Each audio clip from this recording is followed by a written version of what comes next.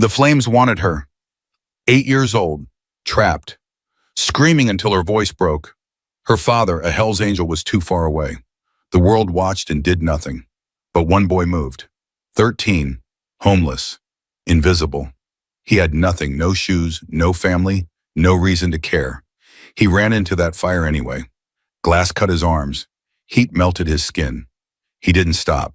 He dragged her out 3 seconds before the car exploded. When her father arrived and saw his daughter breathing, he grabbed that burned, bleeding boy and whispered 5 words that started a war. "You saved my daughter. Subscribe now. This story will break you and rebuild you." The scream woke Marcus Cole from a dead sleep. High-pitched, terrified, a child's scream. He was on his feet before his eyes fully opened, heart slamming against his ribs, breath clouding in the frozen air. December in Blackwater, Nevada had teeth, and those teeth had been gnawing at him for 3 days straight. Another scream. Closer now, Marcus ran. His bare feet slapped it against frozen concrete as he rounded the corner of the abandoned gas station where he'd been sleeping. 8 months on the streets had taught him to ignore most sounds, sirens shouting, breaking glass. But a child screaming, that was different. That was something he couldn't ignore. He saw the smoke first, black and thick, curling up into the gray morning sky like a warning. Then he saw the SUV. A black Escalade had slammed into a concrete barrier at the intersection. The front end was crushed, folded in on itself like paper. Steam hissed from the destroyed hood, and underneath flames. Small but hungry, licking upward, spreading fast. "Help me, please, somebody help me." Marcus's blood went cold. A little girl was trapped in the back seat. Blonde pigtails, pink jacket, hands pressed flat against the window, leaving smeared prints on the glass. Her mouth was open, screaming, but Marcus could barely hear her over the roar of blood in his ears. He sprinted toward the SUV. "Hey," he shouted, "I'm coming! Hold on!" The girl's eyes found his through the window. Blue eyes, wide with terror, tears streaming down her cheeks. "The door won't open," she screamed. "I can't get out." Marcus grabbed the rear door handle and pulled. Nothing. He braced his feet and yanked harder, putting everything he had into it. The door didn't budge. The impact had warped the frame. "It's stuck, guy." The girl was hyperventilating now. "Please, please, I don't want to die." "You're not gonna die." Marcus forced his voice to stay calm. "What's your name?" Emma. "Okay, Emma, I'm Marcus. Look at me, not the fire. Just look at me." Emma's eyes locked onto his. She was maybe 8 years old. Just a kid. A terrified kid who needed him to be brave. The flames were spreading. He could feel the heat on his face now, smell the gasoline and burning rubber. He had minutes, maybe less. Marcus ran to the driver's side. Empty. No one there. The driver must have been thrown clear or run away. It didn't matter. All that mattered was Emma. He tried every door. All jammed. "Marcus!" Emma's voice cracked. "I smell smoke. It's getting inside." Think. His eyes swept the ground. Broken glass, twisted metal.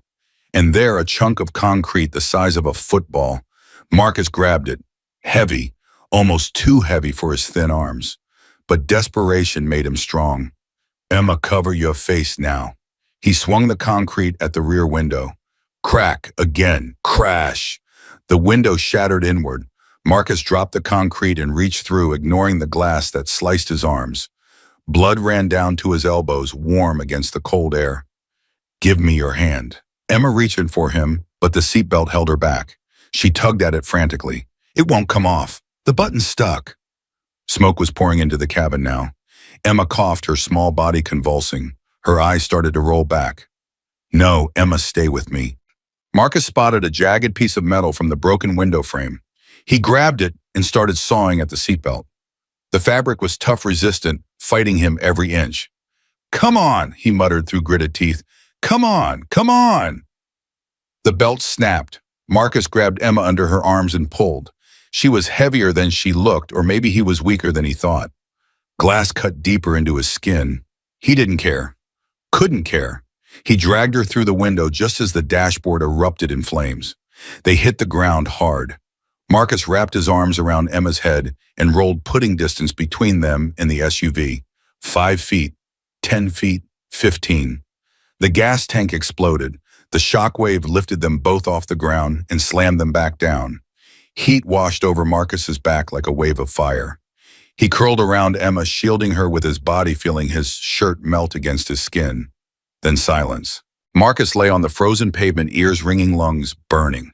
Every inch of his body screamed in pain. But under him, pressed against his chest, Emma was breathing.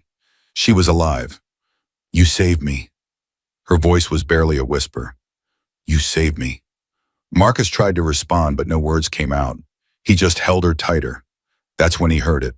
Thunder. But there wasn't a cloud in the sky. Not thunder. Engines. Motorcycle engines. Dozens of them. Marcus lifted his head. They came around the corner like an army. Chrome and black leather gleaming in the morning light. 5 bikes, 10, 20, 30. They filled the street, blocked every exit, surrounded the burning wreckage in a perfect circle. And on every back, every jacket, every vest, the same patch. A skull with wings, a death's head, the Hells Angels. Emma stirred in his arms. Her eyes fluttered open, focused on the motorcycles, and something changed in her face. "Daddy," she whispered. "That's my daddy."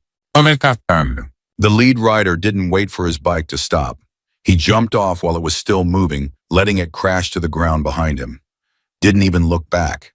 His eyes were locked on Emma, and nothing else in the world existed. Emma. The man was huge, 6'4", maybe 6'5", with shoulders like a linebacker and arms covered in tattoos. His beard was streaked with gray, his face weathered by sun and wind and years of hard living. But his eyes were the eyes of a father watching his world burn. "Daddy." Emma died for him, and he scooped her up like she weighed nothing. He crushed her against his chest, one massive hand cradling the back of her head, his whole body shaking. "Baby girl, my baby girl, I'm here. Daddy's here." The car crashed. Emma sobbed into his neck. "And there was fire, and I couldn't get out, and I thought I was going to die." "Shh, shh, you are safe now. Nothing's going to hurt you. I've got you." Marcus watched from the ground, too exhausted to stand. The other bikers had dismounted and formed a perimeter. Some were directing traffic away from the scene. Others were scanning the area, hands near their waists, eyes sharp. They moved like soldiers, disciplined, coordinated, dangerous. The big man, Emma's father, finally looked up from his daughter. His eyes found Marcus. For a long moment, neither of them moved. Then the man walked toward him. Emma was still in his arms. Each step was slow, deliberate, heavy with something Marcus couldn't name. He stopped 3 feet away and looked down. Marcus stared back. He knew he looked like hell, barefoot, bleeding, covered in soot and ash. His clothes were torn, his hair was matted, and he probably smelled like smoke and garbage. But he didn't look away. Couldn't afford to. On the streets, looking away was weakness, and weakness got you killed. "You pulled her out." It wasn't a question. "Yes, sir." "That car was on fire." "I know." "You went in anyway." Marcus didn't answer. What was there to say? The man crouched down, bringing himself to Marcus's eye level. Up close, the scars were more visible, a thin white line across his cheek, other through his eyebrow, a third disappearing into his beard. This was a man who had seen violence, who had dealt violence, who wore it on his skin like a second set of tattoos. "What's your name, kid?" "Marcus. Marcus Cole." "How old are you?" 13.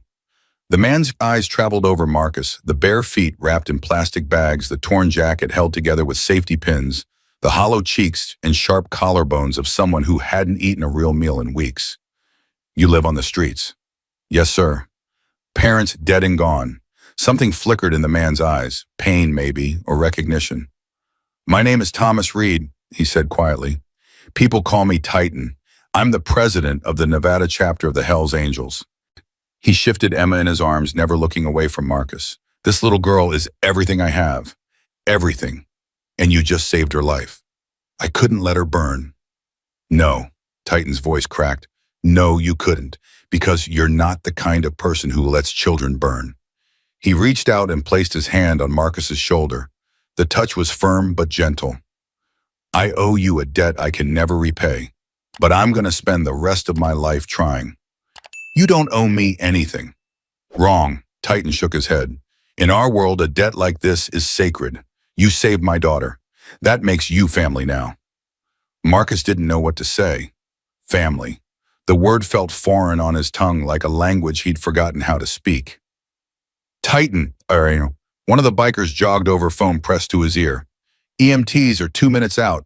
You want me to, get the van? We're taking them back to the clubhouse.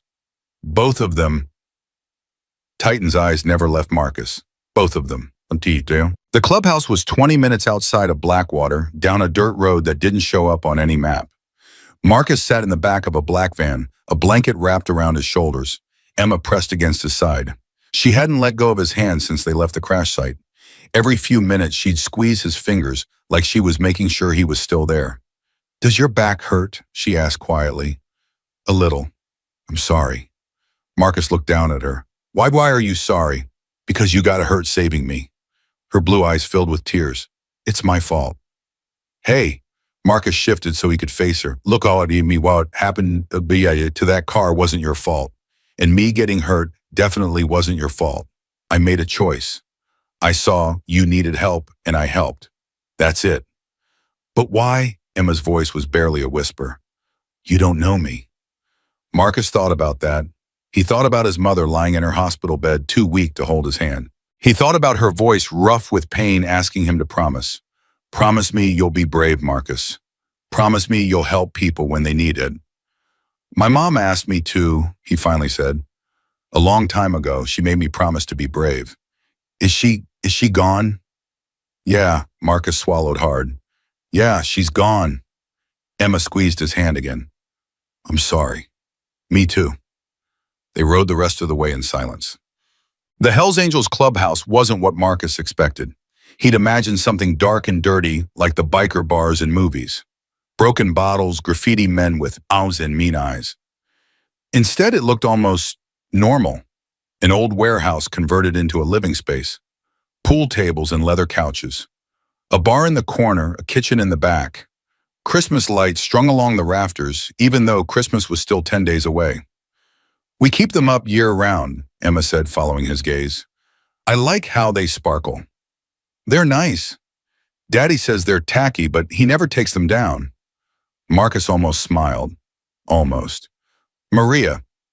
A woman emerged from the back, dark hair, sharp eyes, tattoos covering both arms from wrist to shoulder.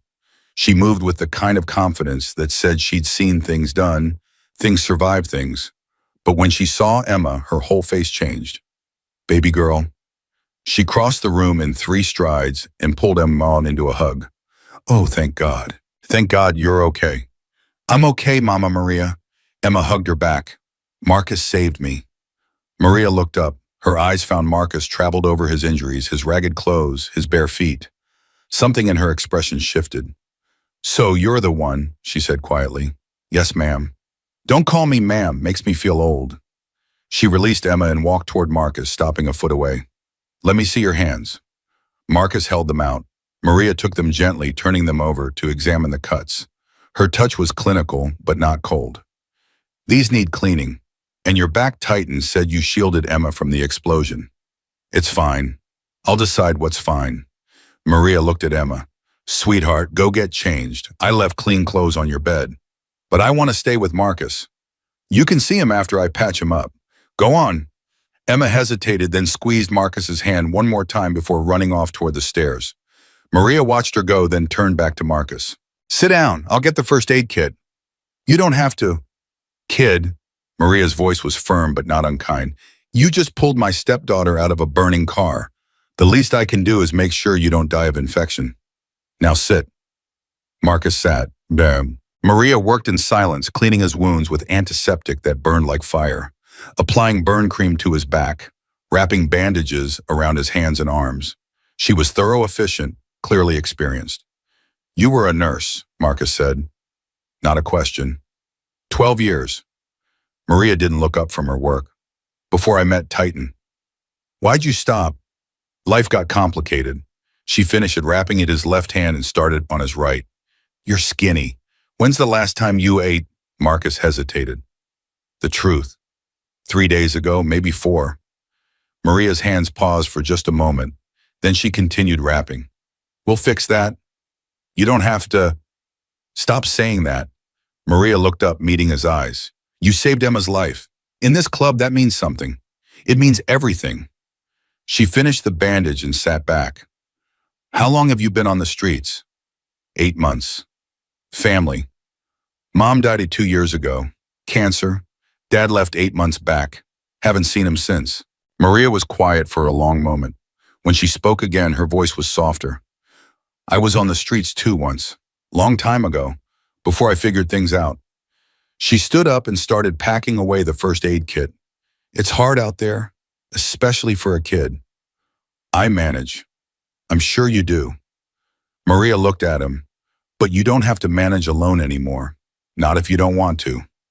Before Marcus could respond, the front door banged open. Titan walked in, followed by a dozen bikers. Their faces were hard, their movements sharp. Something had changed since the crash site. The relief was gone, replaced by something darker. Anger. Church, Titan said. Now. The bikers filed into a back room. Titan paused at the door and then looked at Maria. Keep him here, this won't take long. Then he was gone and the door slammed shut behind him. Marcus looked at Maria. What's church? Club meeting, officers only. Maria's expression was unreadable. Something's wrong. How do you know? Because I've been married to that man for 6 years. She glanced toward the closed door, and I've never seen him look like that. The meeting lasted 20 minutes. When the door opened again, the bikers filed out in silence. Their faces were stone, their jaws tight. A few of them looked at Marcus as they passed, long measuring looks that made his skin prickle. Titan was the last to emerge. He walked straight to Marcus. We need to talk. Maria stood up. Thomas, what's going on? Not here. Titan's voice was low. My office. He led Marcus down a hallway to a room at the back of the clubhouse. Inside was a desk covered in papers, a wall of photographs, and a leather chair that looked like it had seen decades of use. Titan closed the door and turned to face Marcus. What I'm about to tell you doesn't leave this room. Marcus nodded. The crash this morning. Titan's jaw tightened. It wasn't an accident. The words hung in the air like smoke. What do you mean? I mean someone cut the brake lines on that SUV. Titan's hands curled into fists. Someone looked at my 8-year-old daughter and decided she should die. Marcus felt his blood turn to ice. Who?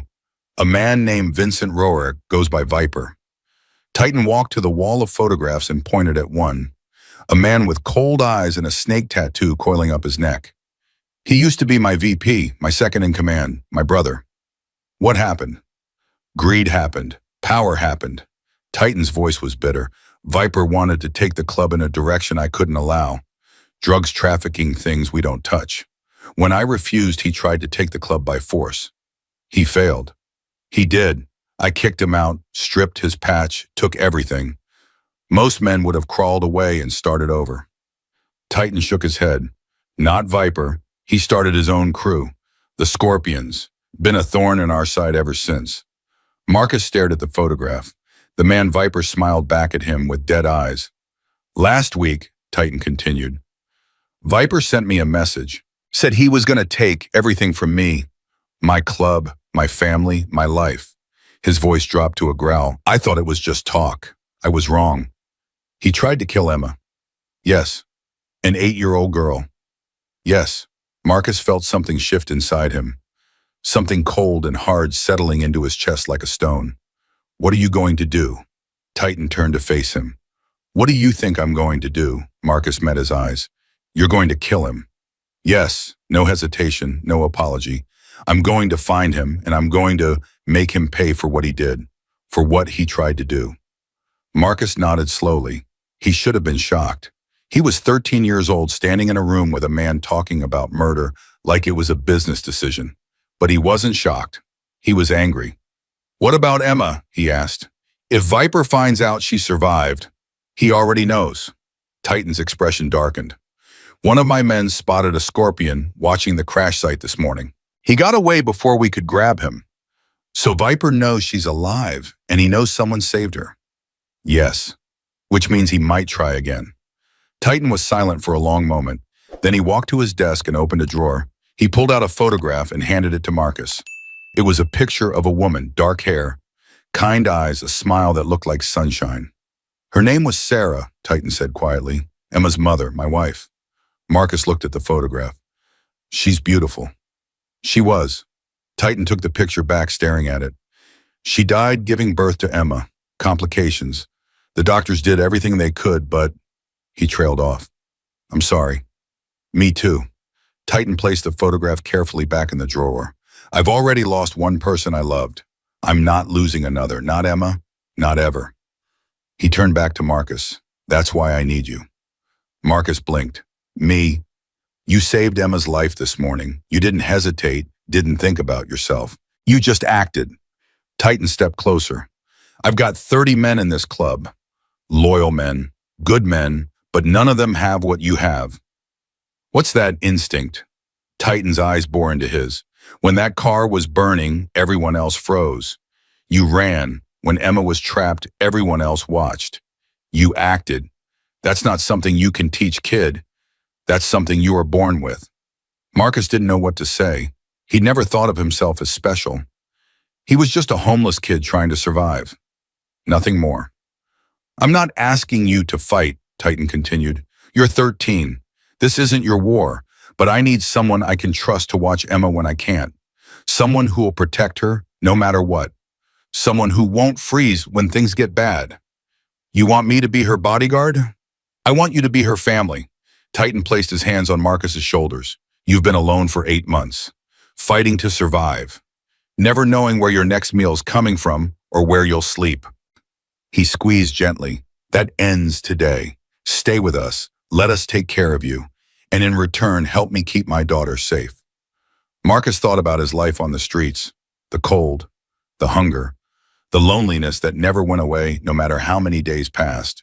Then he thought about Emma, her small hand squeezing his, her voice whispering, You saved me.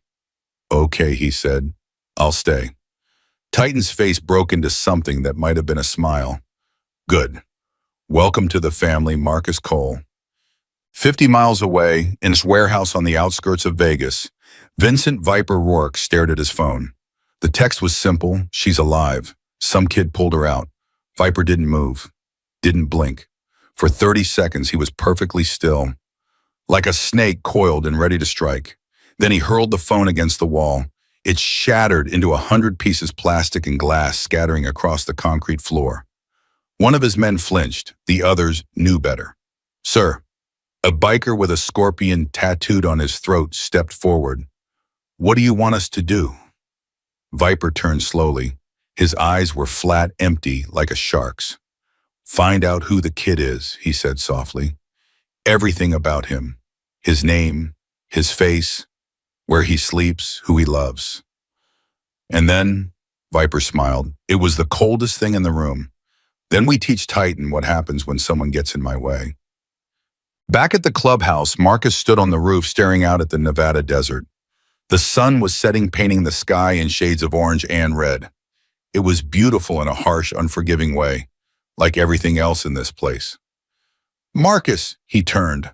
Emma stood in the doorway, a blanket wrapped around her shoulders. What are you doing up here? He asked. Looking for you. She walked over and stood beside him.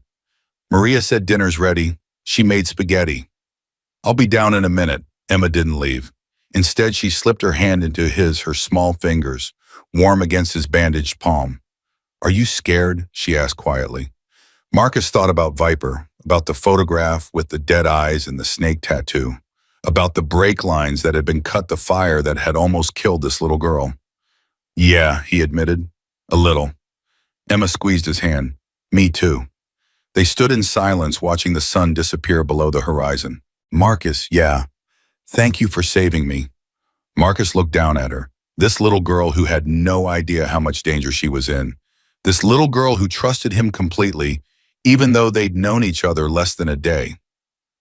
Always, he said. I'll always save you. Emma smiled. It was the first real smile he'd seen from her since the crash. Come on, she said, tugging his hand. Spaghetti's getting cold. Marcus let her lead him back inside. Behind them, the desert stretched out into darkness. And somewhere in that darkness, Viper was watching, waiting, planning. The clubhouse was warm and loud and full of people. Bikers sat around a long table passing plates of spaghetti and garlic bread, laughing at jokes Marcus didn't understand. Maria moved between them, refilling glasses, swatting hands that reached for seconds before everyone was served. Titan sat at the head of the table, Emma on his lap, watching the chaos with something like peace on his scarred face. And Marcus sat among them, eating his first real meal in months, surrounded by strangers who had decided he was family. It should have felt wrong.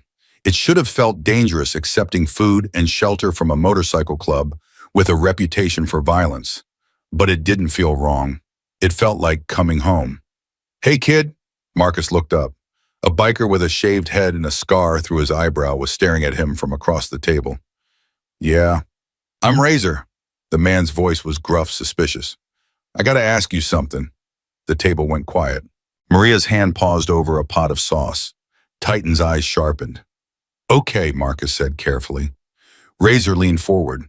"You show up out of nowhere, save the president's daughter, and suddenly you're sitting at our table eating our food.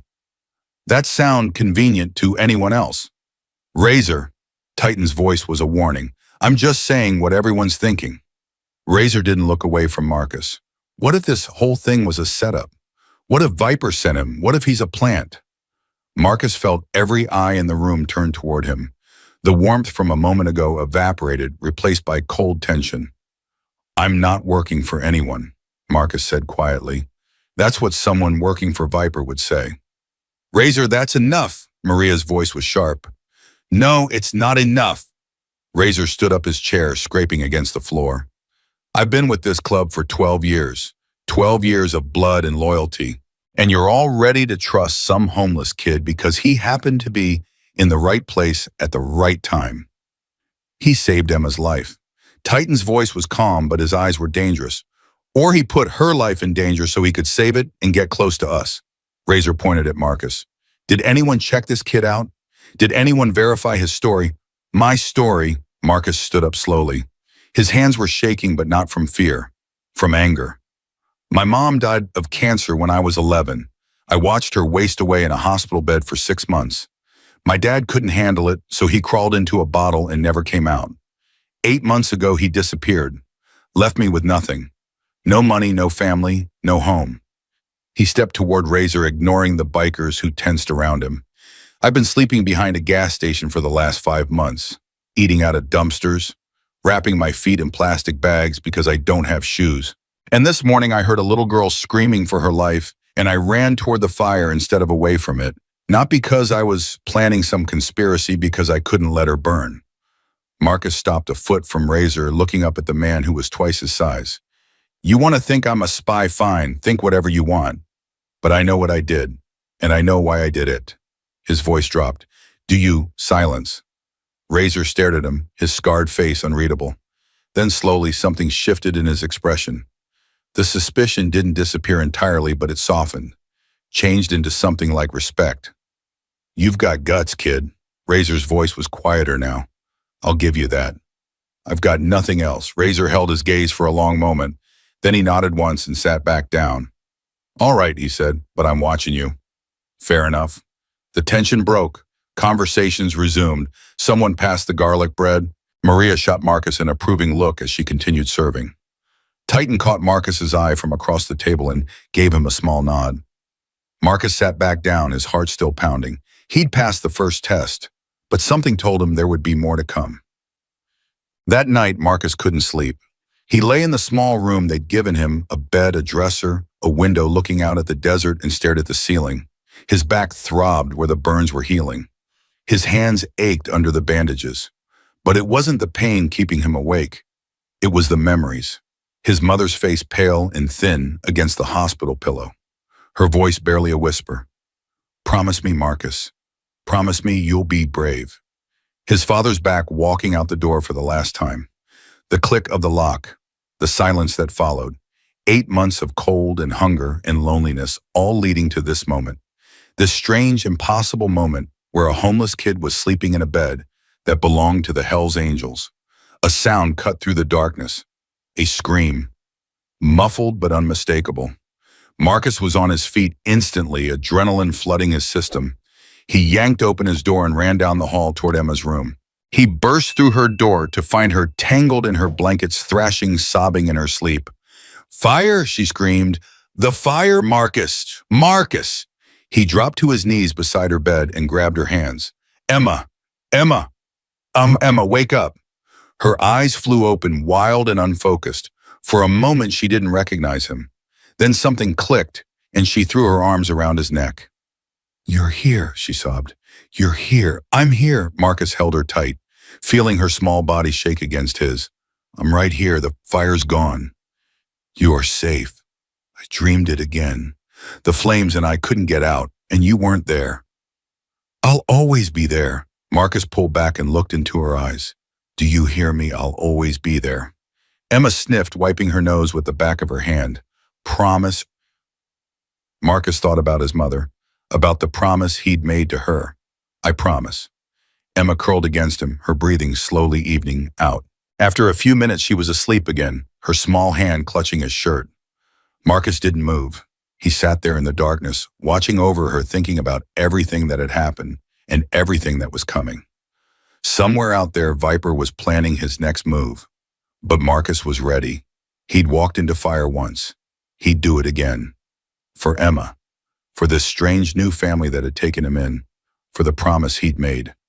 Morning came too fast. Marcus woke to the smell of bacon and coffee, sounds he hadn't heard in years. For a moment, he forgot where he was. Then memory crashed back the fire, Emma.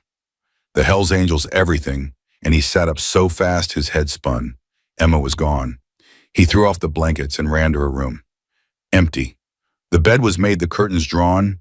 His heart hammered against his ribs as he sprinted down the stairs, bare feet slapping against wood. "Whoa, slow down!" Maria caught him at the bottom of the stairs, steadying him with both hands. "What's wrong?" "Emma, where's Emma?" "In the kitchen eating pancakes." Maria's eyes softened. "She's fine, Marcus. She's safe."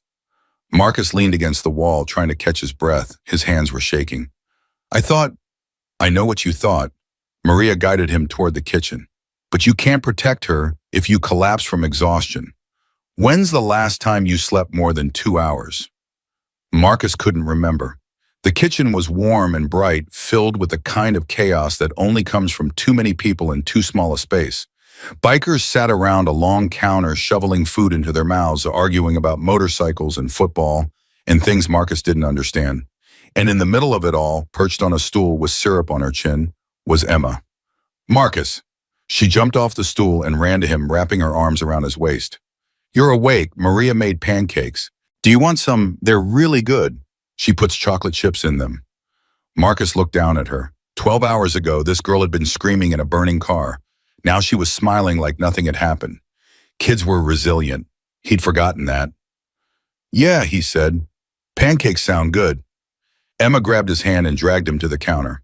Someone slid a plate in front of him, 3 pancakes, bacon, eggs. More food than he'd seen in weeks. "Eat," Maria commanded, "all of it." Marcus didn't argue. He was halfway through his second pancake when Titan appeared. The big man looked tired, dark circles under his eyes, his jaw tight with tension. He'd been up all night, Marcus could tell. "Marcus, my office. 5 minutes." It wasn't a request. Marcus nodded and finished eating as fast as he could. Emma watched him with worried eyes. "Is Daddy mad at you?" "I don't think so." "He looks mad. He looks tired. There's a difference." Emma didn't seem convinced, but she let him go without argument. Marcus walked down the hallway to Titan's office, knocked once and entered. Titan was standing by the window, staring out at the desert. He didn't turn around when Marcus came in. "Close the door." Marcus closed it. "We got intel last night." Titan's voice was flat, controlled. "One of my men has a contact inside the Scorpions.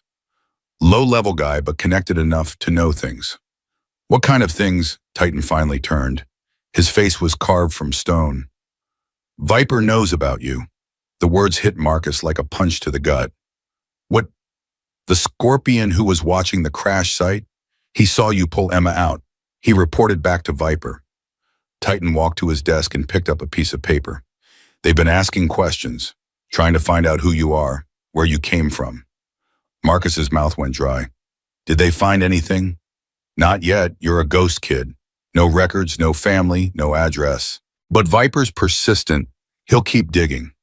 "What does that mean for me?" Titan set down the paper and met Marcus's eyes. It means you're a target now. Viper sees you as a threat, someone who got in his way. He paused. He's gonna come for you. Marcus had expected fear, had braced himself for it, but what he felt instead was something colder, harder. Let him come, he said quietly. Titan studied him for a long moment. You really mean that? I'm not afraid of some guy with a snake tattoo. You should be. Titan's voice was sharp. Viper has killed people, Marcus. Good people. People who underestimated him. He stepped closer. This isn't a game. This isn't some street fight behind a main station. This is life and death. I know.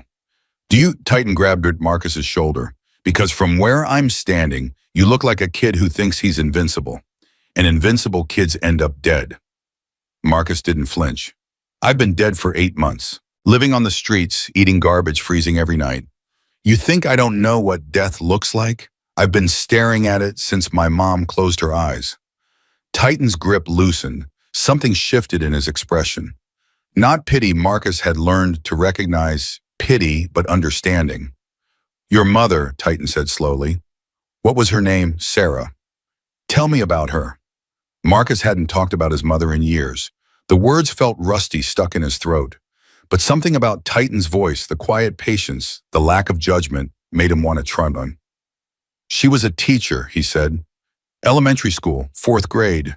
She loved those kids like they were her own. He swallowed hard. When she got sick, she kept teaching as long as she could. Even when she couldn't stand up anymore, she'd have kids come to our house, help them with homework, read them stories.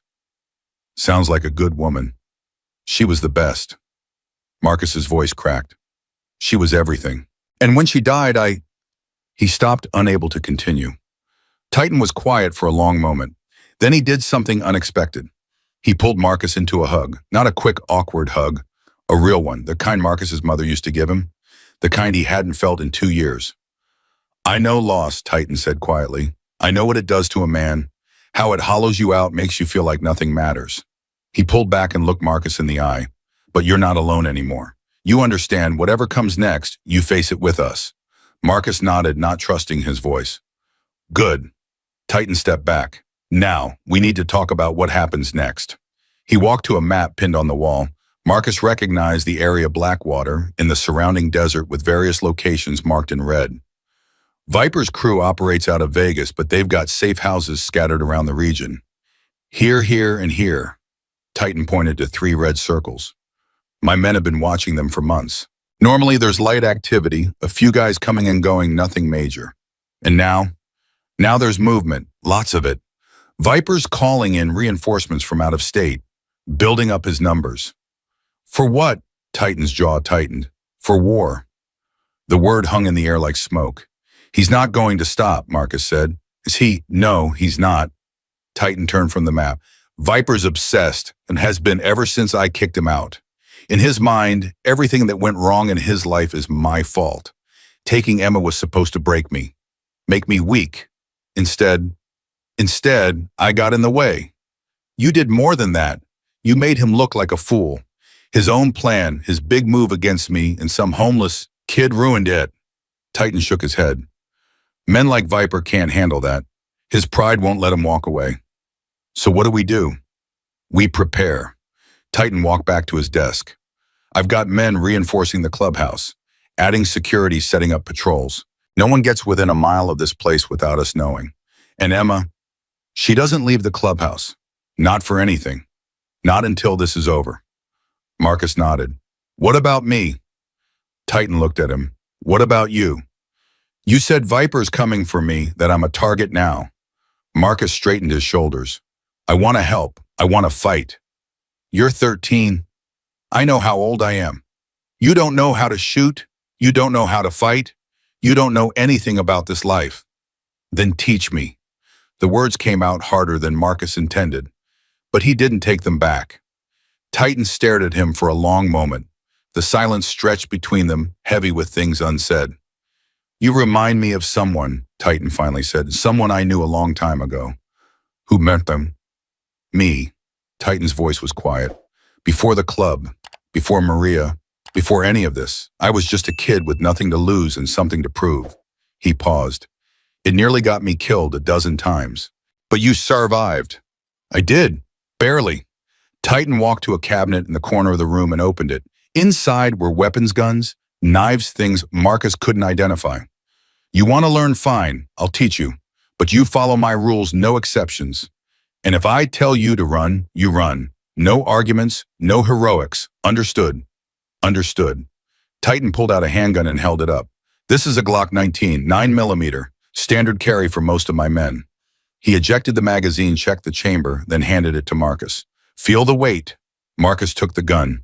It was heavier than he expected, solid and cold in his hands. That weapon can save your life or end it, Titan said. Depends on how you use it. First rule, never point it at anything you're not willing to destroy. Second rule, keep your finger off the trigger until you're ready to shoot.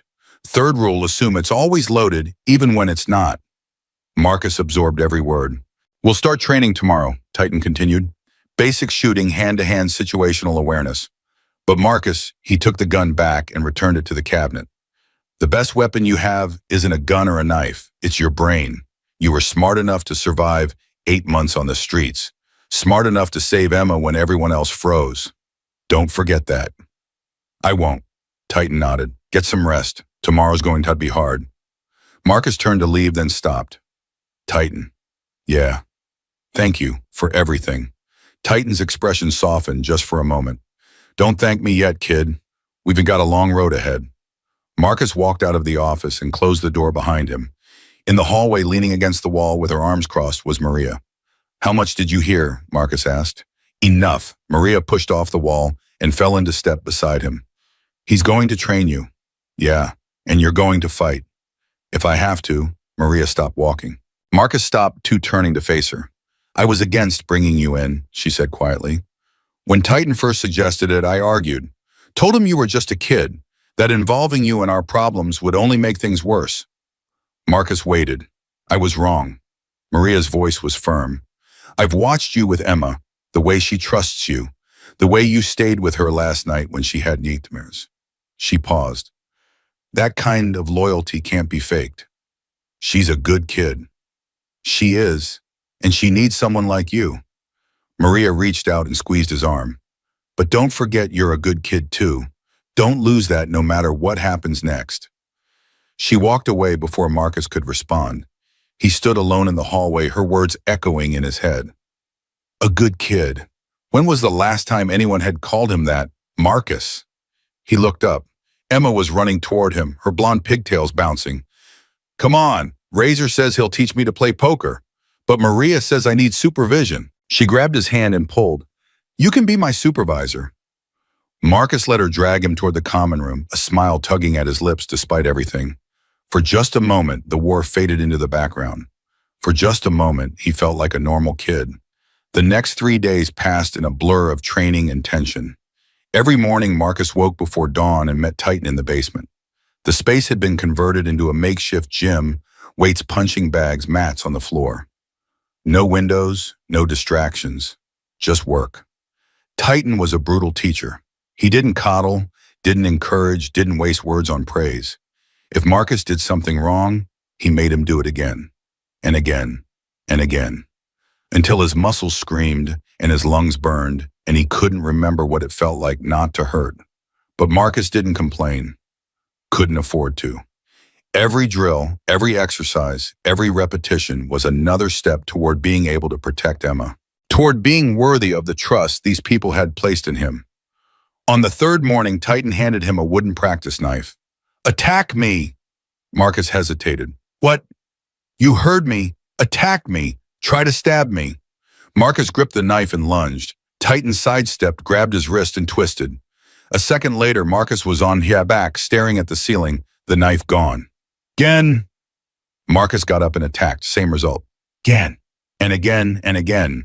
20 times, 30 times. Every attempt ended with Marcus on the floor gasping for breath, wondering how a man Titan's size could move so fast. Finally, on the 37th try, something clicked. Marcus feinted left, went right, and managed to press the wooden blade against Titan's ribs before the bigger man could counter. Titan looked down at the knife, then up at Marcus. Good, he said. Just that. Just good. But from Titan, it felt like a standing ovation. Take a break, Titan said. 5 minutes. Marcus collapsed onto a bench, sweat dripping down his face. His arms felt like jelly. His legs weren't much better. You're getting stronger. He looked up. Razor was standing in the doorway watching him with an unreadable expression. Thanks, Marcus said cautiously. Razor walked over and sat on the bench beside him. For a long moment, neither of them spoke. I owe you an apology, Razor finally said. Marcus blinked. What? That first night, when I accused you of being a plant. Razor's jaw tightened. I was out of line. You were being careful, protecting the club. I was being an ass.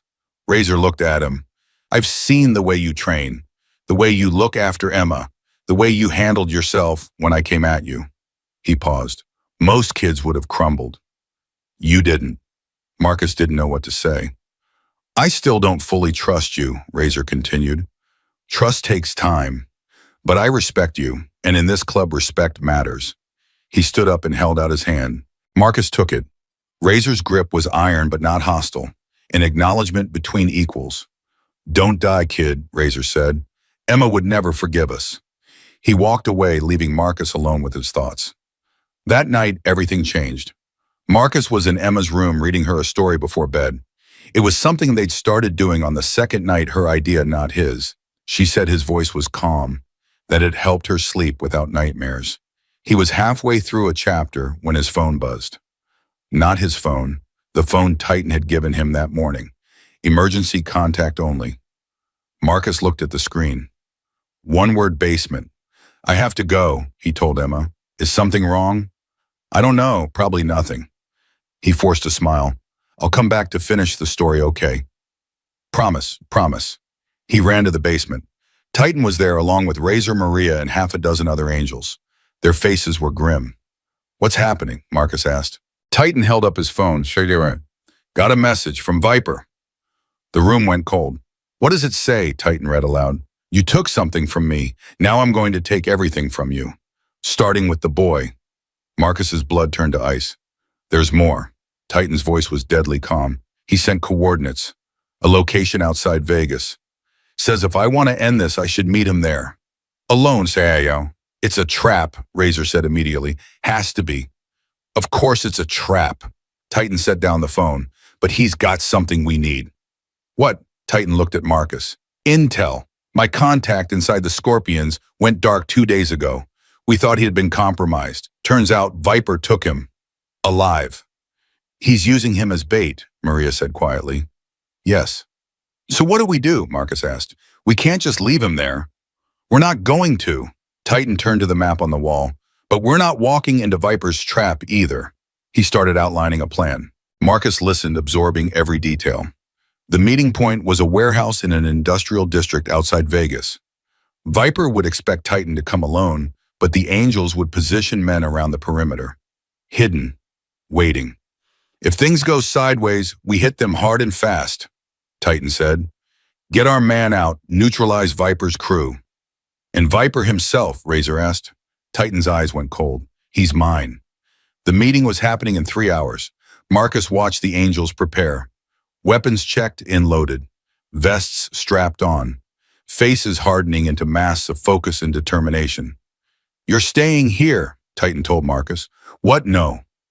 This isn't a discussion. Titan's voice was final. Emma needs protection, real protection. If Viper has men watching this place, then Maria and the others can handle it. I should be with you. You've had 3 days of training. 3 days.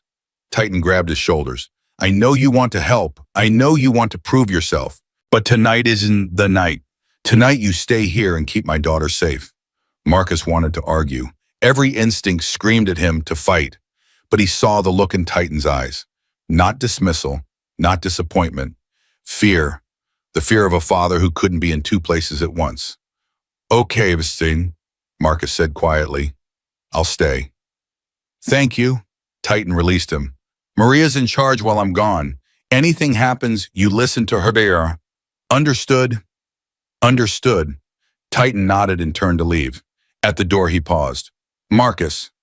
Yeah. If I don't come back, Titan's voice caught. Take care of her, Emma. She trusts you more than anyone. You're coming back. But if I don't, Marcus met his eyes. I'll protect her with my life. Titan held his gaze for a long moment. Then without another word, he walked out. The engines roared to life. One by one, the motorcycles pulled away from the clubhouse, disappearing onto the darkness. Marcus stood at the window and watched until the last taillight faded from view. Behind him, Maria's voice was quiet. Come on, we've got work to do. They spent the next hour securing the clubhouse, checking locks, monitoring security cameras, making sure every entrance was covered. Maria moved with military precision, barking orders, accepting nothing less than perfection. Marcus was stationed outside Emma's room. His job was simple: don't let anyone through that door. He sat in the hallway with his back against the wall, the gun Titan had given him heavy in his lap. He'd only had one shooting lesson, but Titan had made him practice loading and unloading until his fingers moved automatically. The hours crawled by. 1 a.m., 2 a.m., no word from Titan. 3 a.m., still nothing. Marcus's eyes were starting to droop when he heard it. A sound, faint, almost imperceptible, coming from downstairs. He was on his feet instantly, gun raised. His heart pounded in his ears as he crept toward the stairwell. Maria, he called softly. No answer. He descended the stairs one at a time, each step careful, deliberate. The common room was dark, empty. The security monitors glowed in the corner, showing nothing but static. Static. The cameras had been working an hour ago. Something was wrong. Marcus heard footsteps behind him and spun around. Easy, kid, it's me. Razor emerged from the shadows, his own gun drawn. His face was tense. Someone cut the cameras, Marcus said. I know. Maria's checking the perimeter. Razor moved to the window and peered out. I don't see anything but glass shattered. A canister flew through the broken window and hit the floor, hissing smoke. Get down! Razor tackled Marcus as gunfire erupted outside. Marcus hit the ground hard, the wind knocked out of him. Smoke filled his lungs, burned his eyes. He couldn't see, couldn't breathe. Emma, he gasped.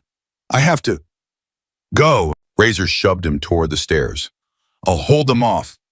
Get Emma and get out.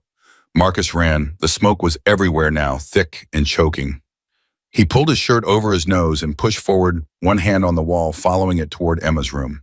He burst through her door to find her sitting up in bed, eyes wide with terror. Marcus, what's happening? I heard. We have to go, now. He grabbed her hand and pulled her out of bed. She was wearing pajamas, no shoes, but there was no time. He could hear shouting downstairs, more gunfire, the sound of men fighting. The back stairs, Emma said, her voice shaking. Daddy showed me, in case of emergencies. Show me. Emma led him down a hallway he'd never noticed to a door hidden behind a bookshelf. She pressed something and the shelf swung open, revealing a narrow staircase. They descended into darkness. At the bottom was another door. Emma pushed it open and cold desert air hit Marcus's face. They were outside, behind the clubhouse near the garage. There's a truck, Emma whispered. Daddy's emergency truck. He keeps the keys inside. Where? The garage, third bay. Marcus looked around. He couldn't see anyone, couldn't hear anything except distant gunfire from inside the clubhouse. Stay close to me, he told Emma. Don't make a sound. They crept toward the garage. 20 feet, 15. And a figure stepped out of the shadows, going somewhere. Marcus's blood froze. The man was tall, lean, with a snake tattoo coiling up his neck. His smile was cold and empty and wrong. Viper. Well. Viper's voice was soft, almost gentle. The famous Marcus Cole. I've been looking forward to meeting you. Marcus pushed Emma behind him. Stay back.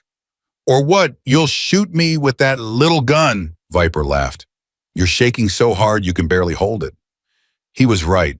Marcus's hands were trembling, but he didn't lower the weapon. You're supposed to be in Vegas, Marcus said, meeting with Titan. My men are meeting with Titan. I had more important business here. Viper's eyes slid to Emma. Hello, sweetheart. Remember me? Emma whimpered and pressed closer to Marcus. Don't talk to her, Marcus growled. Protective. I like that. Viper took a step forward. But here's the thing, boy. You're out of your depth. You got lucky once. Saved the princess from the fire, became the hero, but luck runs out. So does patience. Marcus steadied his aim. One more step and I pull the trigger. You've never killed anyone. Viper's smile widened. I can tell. It's in your eyes. That hesitation, that fear. He took another step. You don't have what it takes. Marcus's finger tightened on the trigger. His mother's voice echoed in his head. Promise me you'll be brave. You're wrong, Marcus said quietly. I'm not afraid of you. He fired. The bullet caught Viper in the shoulder, spinning him around. He stumbled, cursing blood blooming across his shirt. Run, Marcus screamed at Emma. The truck, go! Emma ran. Marcus fired again, forcing Viper to dive for cover. He didn't wait to see if he'd hit anything. He turned and sprinted after Emma, legs pumping, lungs burning. They reached the garage. Emma yanked open the door of the truck and scrambled inside. Marcus dove into the driver's seat, hands searching frantically. Keys, Emma gasped. Visor. He flipped down the visor. Keys fell into his lap. Thank God. Marcus jammed the key into the ignition and turned. The engine roared to life. Hold on. He floored the accelerator. The truck shot forward, crashing through the garage door in an explosion of wood and metal. Behind them, Marcus heard Viper screaming, heard more gunfire, heard chaos. He didn't look back. He just drove. The desert swallowed them whole as the clubhouse disappeared in the rearview mirror. Emma was crying beside him, her small body shaking with sobs. It's okay, Marcus said, his voice steadier than he felt. We're okay, we got out. But Maria and Razor, and they're fighters. They'll be fine. He didn't know if that was true, but Emma needed to hear it. His phone buzzed. Titan's number. Marcus answered with one hand, keeping the other on the wheel. Marcus! Titan's voice was frantic. Where are you? The clubhouse. We got out. Emma's with me. We're heading east on the desert road. Thank God. Titan's relief was palpable. The Vegas meeting was a setup. They hit us hard. We're falling back now. Viper was here, at the clubhouse. Silence. Did you see him? Titan's voice was deadly quiet. I shot him. Marcus swallowed. I don't know if I killed him. More silence. Then keep driving. Don't stop for anything. There's a safe house 30 miles east. I'll text you the coordinates. What about the others? Maria got out. Razor's hurt but alive. Titan paused. You did good, kid. You protected her. Marcus looked at Emma. Her tears had slowed. She was looking at him with something in her eyes that he didn't recognize at first. Trust. Complete and absolute trust. I'll always protect her, Marcus said. He hung up and kept driving. The safe house was a cabin in the middle of nowhere. No neighbors, no roads, nothing but desert and stars. Titan arrived 2 hours later along with Maria, Razor, and a handful of other angels. They were battered, bloody, but alive. Emma ran to her father the moment he walked through the door. Titan swept her up in his arms and held her like he'd never let go. Maria found Marcus sitting on the porch staring at the stars. You saved her, sure, she said quietly. Again. I shot a man. Marcus's voice was hollow. I don't know if he's dead. Does it matter? Marcus thought about it, about Viper's empty eyes, about the fear in Emma's voice. No, he said finally. It doesn't. Maria sat down beside him. The first time is always the hardest. The guilt, the doubt. They never go away completely. She paused. But you did what you had to do. You protected someone who couldn't protect herself. My mom would be ashamed of me. Your mom would be proud of you. Maria's voice was firm. Any mother would be. Marcus didn't answer. He wasn't sure he believed her. But sitting there under the desert stars with Emma safe and the angels gathered around him, he felt something he hadn't felt in a long time. Hope. It was small and fragile and easily crushed. But it was there. And for now, that was enough. 3 days at the safe house felt like 3 years. Marcus couldn't sleep. Every time he closed his eyes, he saw Viper's face. That cold smile, those empty eyes, the blood blooming across his shoulder when the bullet hit. He'd shot a man, maybe killed him. And the worst part wasn't the guilt. The worst part was that he didn't feel guilty at all. You're thinking too loud. Marcus looked up. Emma was standing in the doorway clutching a stuffed bear that Maria had found in the cabin's closet. Sorry, did I wake you? I wasn't sleeping. She patted over and sat beside him on the floor. I can't sleep either. Every time I close my eyes, I see the fire. Marcus put his arm around her. She leaned into him, small and warm. "We're a mess," he said quietly. "Yeah," Emma was quiet for a moment. "Marcus, are you scared?" "Of what?" "Of Viper, of what happens next." Marcus thought about lying, thought about telling her everything would be fine, that the bad guys always lost, that good always won in the end. But Emma deserved better than lies. "Yeah," he admitted. "I'm scared." "Me too," she squeezed his arm. "But I'm less scared when I'm with you." Something cracked in Marcus's chest, something that had been frozen for a very long time. "I'm not going anywhere," he said. "I promise." They sat together in the darkness until Emma fell asleep against his shoulder. Marcus stayed awake, watching the door, listening for sounds that didn't belong. He'd made a promise, and he intended to keep it. Morning brought news. Titan gathered everyone in the main room of the cabin. His face was grim, his jaw tight with tension that hadn't eased since the attack on the clubhouse. "We got word from our contact," he said. "Viper's alive." Marcus's stomach dropped. "I shot him. I saw the blood." "Shoulder wound. Painful but not fatal." Titan's eyes met his. "You hurt him, kid, but you didn't stop him." "What does that mean for us?" "It means he's angry, humiliated. A 13-year-old boy put a bullet in him." Titan shook his head. "Men like Viper can't let that stand. It makes him look weak." "So he's coming for us." "He's already coming." Titan pulled out his phone and showed them a photo. This was taken an hour ago. Scorpions, about 20 of them, heading east on Route 93. "They'll be here by nightfall." The room went silent. 20 men, Razor said slowly. "We've got 8, 9 if you count the kid." "I count," Marcus said firmly. Razor looked at him, then at Titan. "He shot Viper. I'd say he counts." "This isn't a fair fight," Maria said. "We're outnumbered, outgunned. We need to move." "Move where?" Titan spread his hands. "Viper knows our safe houses. He knows our routes. He knows everything because he used to be one of us." His voice hardened. "Running just delays the inevitable." "So we stand and fight," Razor said. "We stand and fight." Marcus looked around the room. 8 people, including himself, against 20 armed scorpions led by a man who wanted them all dead. The odds were terrible, but he'd faced terrible odds before. He'd survived. "What's the plan?" he asked. Titan walked to a table where a rough map had been sketched out. "The cabin has one road and one road out. That's our advantage. They can't flank us, can't surround us. They have to come straight at us." "So we make the road a kill zone," Razor said. "Exactly. We set up positions here, here, and here." Titan pointed to spots on the map. "Overlapping fields of fire. Anyone who comes down that road gets hit from multiple angles." "And if they get through?" Maria asked. "They won't. But if they do," Titan was quiet for a moment. Then he looked at Marcus. "If they get through, Marcus takes Emma and runs. There's a hiking trail behind the cabin that leads to a ranger station about 5 miles north. You get her there, you call for help." "I'm not running," Marcus said immediately. "You are if I tell you to." "Titan, this isn't negotiable." Titan's voice was iron. "Emma's safety comes first. Always. If we fall, she needs someone to protect her. That someone is you." Marcus wanted to argue, but he saw the look in Titan's eyes, the same look his mother had when she made him promise to be brave. "Okay," he said quietly. "I'll get her out if it comes to that." "It won't." Titan's expression softened slightly. "We're going to win this, Marcus, but I need to know she's covered no matter what." "She is," Titan nodded. "Good. Everyone else, let's get to work. We've got 6 hours until dark."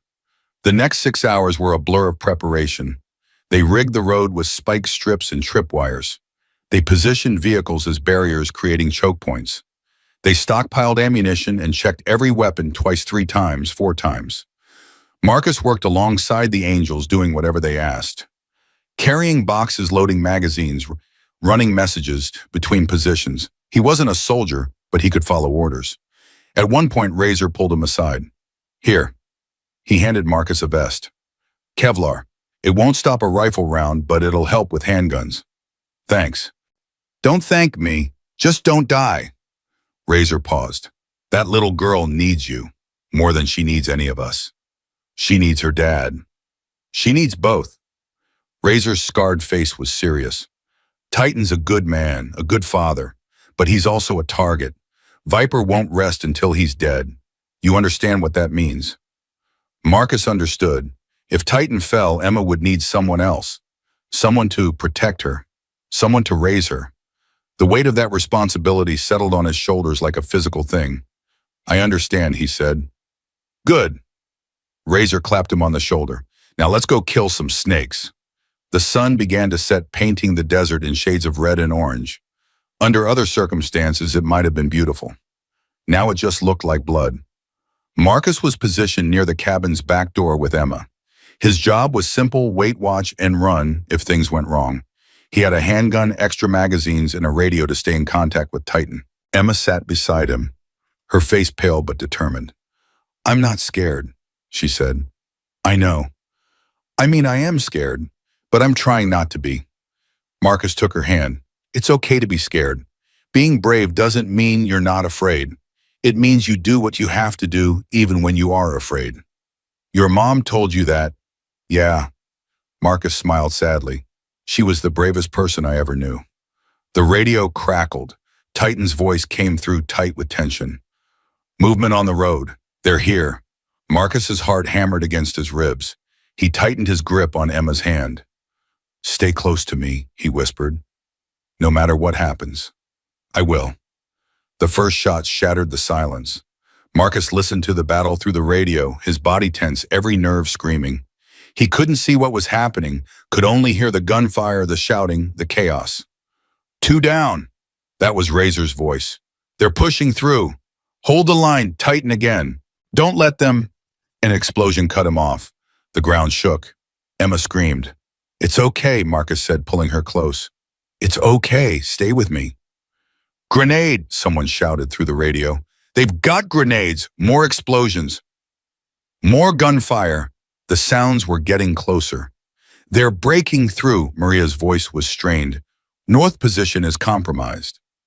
Fall back to the cabin, Titan ordered. Everyone fall back. Marcus stood up, pulling Emma with him. This was it, the moment Titan had warned him about. We need to go, he said, now. But Daddy, he's fighting. We need to let him fight. Marcus looked into her eyes. Trust me. Emma hesitated for one terrible second. Then she nodded. They slipped out the back door and into the darkness. The trail was barely visible in the moonlight, a thin path winding through rocks and scrub brush. Marcus moved as fast as he dared, one hand gripping Emma's, the other holding his gun. Behind them, the sounds of battle faded, but not the fear. How far? Emma panted. 5 miles, maybe less. I can make it. She was flagging already, her small legs struggling to keep up. But she didn't complain, didn't ask to stop. She just kept moving. Titan's daughter through and through. They'd covered maybe a mile when Marcus heard it. Footsteps behind them, getting closer. He pulled Emma behind a boulder and pressed a hand over her mouth. She understood immediately, going still and silent. The footsteps grew louder, stopped. I know you're out here, boy. Marcus's blood went cold. Viper, you think I didn't plan for this? You think I didn't know Titan would have an escape route to? Viper's voice was casual, almost amused. I've been waiting for you. Let my men handle the clubhouse. The real prize is right here. Marcus didn't move, didn't breathe. Come out, Marcus. Make this easy. Give me the girl and I'll let you walk away. You've got no stake in this fight. No reason to die for someone else's daughter. Emma's hand found Marcus's in the darkness. She was shaking. He squeezed her fingers, held them tight. No, Viper laughed. I figured you'd say that. The hero type, always trying to save everyone. His voice hardened. But here's the thing about heroes. They always die in the end. Marcus heard him moving, circling, getting closer. He had to do something. Couldn't stay hidden forever. Emma, he breathed into her ear. When I say run, you run. Don't look back. Don't stop. Just run until you reach the ranger station. No, she whispered. I'm not leaving you. You have to. I won't. Emma, you promised you'd always protect me. You can't do that if you're dead. Marcus wanted to argue, wanted to tell her that some promises were worth dying for. But she was right. He couldn't protect her if he was dead. Okay, he said. New plan. We go together. When I say move, we move. Fast and quiet. Emma nodded. Marcus counted to 3 in his head. Then he grabbed Emma and ran. They burst from behind the boulder and sprinted down the trail. Behind them, Viper shouted in surprise. Their gunfire cracked through the night. Marcus felt a bullet whiz past his ear, heard it ricochet off rock. He pushed Emma ahead of him, shielding her with his body. If anyone was going to get hit, it was going to be him. They rounded a bend in the trail and nearly ran off a cliff. Marcus skidded to a stop, grabbing Emma before she went over the edge. Below them was a ravine, deep and dark and deadly. Dead end. He spun around. Viper was walking toward them, gun raised, that cold smile on his face. End of the road, Viper said. Literally. Marcus pushed Emma behind him and raised his own gun. His hands weren't shaking anymore. There was no room for fear, only action. Stay back, he said, or what, you'll shoot me again. Viper touched his bandaged shoulder. That was a lucky shot. Won't happen twice. Try me. Viper stopped about 20 feet away, close enough to talk, too far to rush. You've got guts, kid. I'll give you that. He tilted his head. But you're out of options. No backup, no escape, just a cliff behind you and me in front of you. I've faced worse. Have you, Viper's smile widened. Have you really, Pawadon? I survived 8 months on the streets. Survived a burning car, survived your attack on the clubhouse. Marcus's voice was steady. You're not the scariest thing I've ever faced. Something flickered in Viper's eyes, surprise maybe, or respect. What's the scariest thing then? Marcus thought about his mother's hospital room. The beeping machines, the silence when they stopped. Watching someone I love die, he said quietly, and not being able to do anything about it. For a moment, neither of them moved. Then Viper lowered his gun slightly. You're not like the others, the angels. They're all about brotherhood and codes and honor. He spat the last word like a curse. You're different. You're a survivor. What's your point? My point is that you don't have to die tonight. Viper stepped closer. You've got potential, real potential. I could use someone like you. Someone who doesn't freeze when things get hard. Marcus stared at him. You're offering me I'm offering you a life, a better life than sleeping behind gas stations and eating garbage. Viper spread his arms. Power, money, respect, everything you have never had. In exchange for Emma. She's just a girl, Titan's daughter. She means nothing to you. She means everything to me. Viper's expression hardened. And you're a fool. Maybe. Marcus tightened his grip on the gun. But I'm a fool who keeps his promises. He fired. The shot went wide. Viper was already moving, diving to the side. But it gave Marcus the opening he needed. Jump, he screamed at Emma. What? Into the ravine now. Emma didn't hesitate. She grabbed his hand and together they leaped off the edge. The fall seemed to last forever. Wind rushed past Marcus's face. He heard Emma screaming, heard Viper shouting above them. Then they hit water. Cold, shockingly cold. It drove the air from Marcus's lungs and sent needles of ice through his skin. He lost his grip on Emma's hand. For one terrible moment, he was alone in the darkness, tumbling, spinning, not knowing which way was up. Then his head broke the surface. Emma, he gasped. Emma! Here! She was 10 feet away, struggling to stay afloat. The current was pulling them downstream fast and violent. Marcus swam to her, fighting the water with everything he had. He grabbed her arm and pulled her close. I've got you, he panted. Hold on to me. She wrapped her arms around his neck, clinging to him like a lifeline. The river carried them through the darkness, through rapids that battered them against rocks, through stretches of calm that gave Marcus just enough time to catch his breath. He didn't know how long they were in the water. Minutes, hours, time lost meaning. Finally, the current slowed. Marcus kicked toward the bank, dragging Emma with him. His muscles screamed in protest, but he kept moving. Had to keep moving. They crawled onto solid ground and collapsed. For a long moment, neither of them moved. They just lay there gasping, shivering alive. Marcus, Emma's voice was barely a whisper. Yeah, that was crazy. Despite everything, Marcus laughed. It was a raw, exhausted sound, but it was real. Yeah, he agreed, it was. They lay in silence for a few more minutes. Then Marcus forced himself to sit up. We need to keep moving, he said. Viper might follow. The water. Emma shook her head. He'd have to jump too. I'm not taking that chance. He helped her to her feet. They were both soaked, freezing battered, but they were alive. That had to count for something. They followed the riverbank for about a mile before Marcus saw lights. A building. Small, but real. The ranger station. Come on, he urged Emma. Almost there. They stumbled toward the building and banged on the door. A moment later, it swung open. A middle-aged man in a ranger uniform stared at them with wide eyes. What in the... Please, Marcus gasped. We need help. There are men trying to kill us. The ranger didn't hesitate. He pulled them inside and grabbed his radio. This is Station 14. I need emergency services and police at my location. 2 kids hypothermic, reporting armed pursuit. Marcus sank into a chair. Emma curled against him. His whole body was shaking, but whether from cold or adrenaline, he couldn't tell. You're safe now, the ranger said gently. Whatever's happening, you're safe.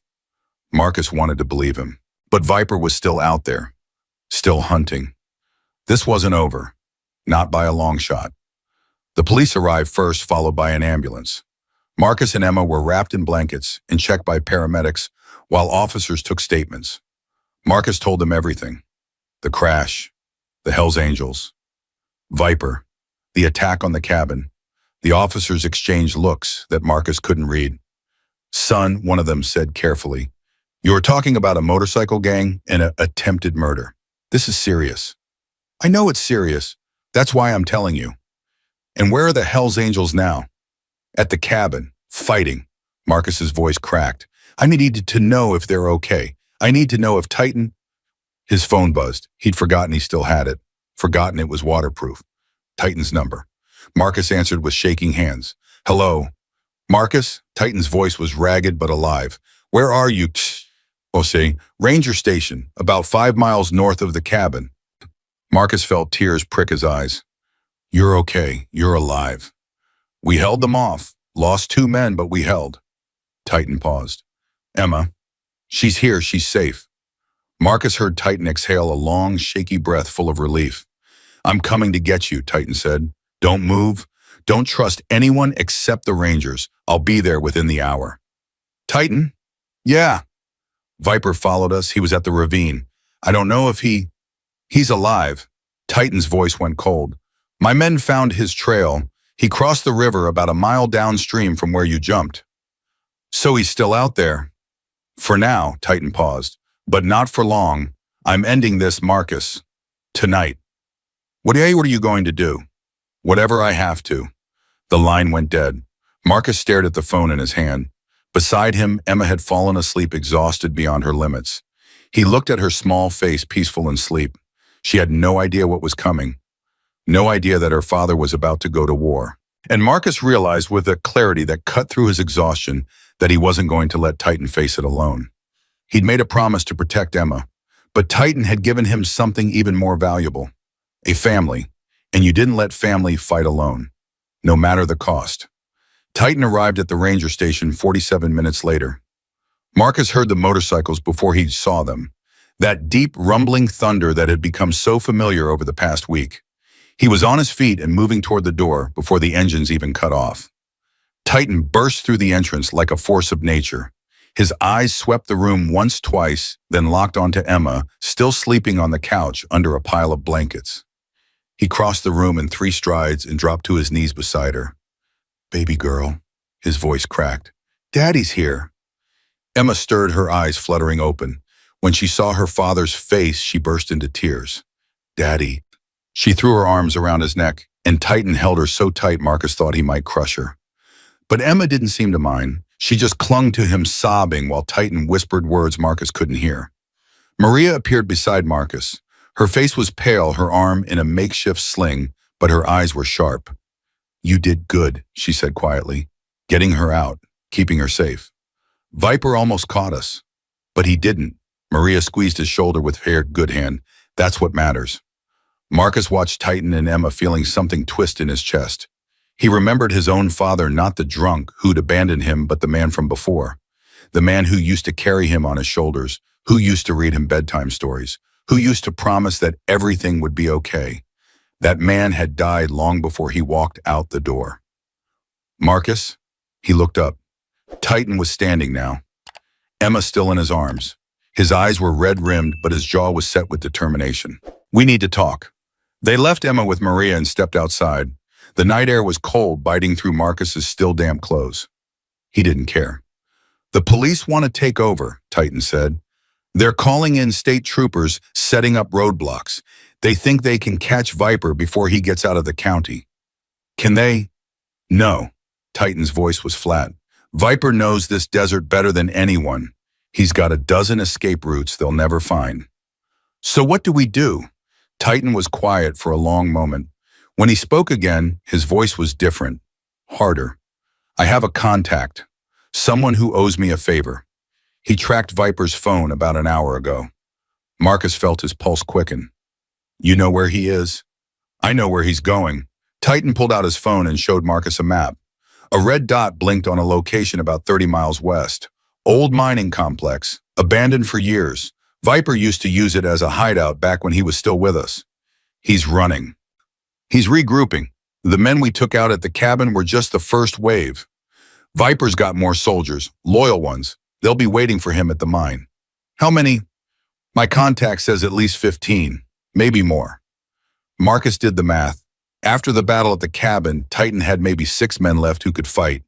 7 including himself. 7 against 15, maybe more. Suicide odds. You're going after him anyway, Marcus said. It wasn't a question. I have to. Titan's eyes burned. As long as Viper's alive, Emma will never be safe. I'll never be safe. He'll keep coming, keep hunting, keep killing until there's nothing left. Then let me help. No. Titan. I said no. Titan grabbed Marcus's shoulders. You've done enough. More than enough. You saved Emma twice. You took a bullet for this family. I'm not going to let you die for us too. It's not your choice. The hell it isn't.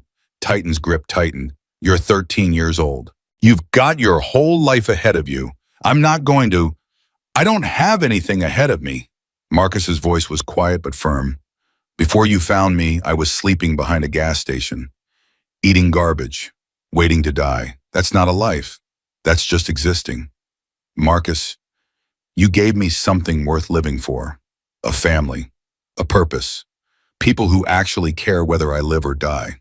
Marcus met Titan's eyes. I'm not going to sit here while you risk everything to protect that. I can't. Titan stared at him for a long moment. Something shifted in his expression. Grief, pride, reluctant acceptance. Your mother raised a stubborn kid, he finally said. She raised a brave one. Titan let out a breath that might have been a laugh. Yeah, she did. He released Marcus's shoulders and stepped back. If you're coming, you follow my orders. No exceptions, no heroics. You stay behind me, you watch my back, and if things go sideways, you run. Understood? Understood. And Marcus, Titan's voice softened. Thank you. Marcus nodded. There was nothing else to say. They gathered what was left of the Angels in a clearing behind the ranger station. 6 men battered and bloody, but still standing. Still ready to fight. Razor was among them, his arm bandaged, his scarred face set in grim determination. 15 against 7, he said. I've seen worse odds. Wenry, another biker, asked. I'll let you know when I remember. Despite everything, a few of the men chuckled. Gallows humor, the kind that got you through impossible situations. Titan laid out the plan. The mining complex had 3 entrances, main gate service, road emergency exit. Viper would expect them to hit the main gate. Instead, they'd split up. Titan and Marcus would take the service road. Razor and 2 others would hit the emergency exit. The remaining 3 would create a diversion at the main gate. We move fast, hit hard, and get out, Titan said. Primary target is Viper. Everything else is secondary. What about his men? Razor asked. Neutralize anyone who gets in the way. But Viper is mine. I'm the one who ends this. The men nodded, no arguments, no questions. They trusted their president with their lives. Marcus felt the weight of that trust settle on his shoulders. These men were risking everything for a fight that had started because of him. Because he'd pulled Emma out of a burning car. He wouldn't let them down. Maria approached as the men prepared their weapons. You're really going, she said quietly. I have to. I know. She reached into her pocket and pulled out a necklace, a small silver cross on a thin chain. This was my mother's. She gave it to me before she died. Told me it would keep me safe. She pressed it into Marcus's hand. Maria, I can't. You can, and you will. Her eyes glistened. Bring everyone home, Marcus, including yourself. Marcus closed his fingers around the cross. It was warm from her body heat. I'll try. Don't try. Do bye. Maria kissed his forehead. Now go, and be careful. They rode through the desert in darkness, no headlights, following the moonlit road by memory and instinct. Marcus sat behind Titan on his Harley, gripping the seat with numb fingers, his heart pounding in rhythm with the engine. The mining complex appeared on the horizon like a ghost, dark shapes against the starlit sky, abandoned and decaying. Titan killed the engine about half a mile out. The others did the same. From here we go on foot, Titan whispered. Radio silence unless absolutely necessary. Everyone knows their position. Nods all around. Then let's move. They split up. Marcus followed Titan through the darkness, stepping where he stepped, breathing when he breathed. His gun was heavy in his hand, fully loaded, safety off. The service road was narrow and overgrown, barely visible in the moonlight. They moved slowly, carefully, listening for any sound that didn't belong. They were halfway to the complex when Titan held up a fist. Stop! Marcus froze. Voices, head and to the left, at least 2 men, maybe more. Titan pointed at Marcus, then at a cluster of rocks. Cover. Marcus moved silently into position, crouching behind the largest boulder, his gun aimed at the sound of the voices. He watched as Titan melted into the shadows, moving with a grace that seemed impossible for a man his size. 30 seconds passed. A minute. Then 2 sounds in quick succession, wet, muffled thuds. The voices stopped. Titan reappeared, wiping his knife on his jeans. Clear, let's move. They reached the edge of the complex without further incident. Through a gap in the fence, Marcus could see the main building, an old processing plant, 3 stories high. Windows dark, but not empty. Shadows moved behind the glass. Flashlight beams swept across the interior. They're waiting for something, Marcus whispered. For him. Titan nodded toward a vehicle parked near the entrance. An SUV, black engine, still warm. Viper just got here. So we go in. We wait for Razor's signal. They crouched in the darkness, counting seconds. Marcus's legs ached. His hands were cramped from gripping the gun, but he didn't move, didn't complain. Then a burst of gunfire from the far side of the complex. Shouting. Chaos. The diversion. Now, Titan said. They moved.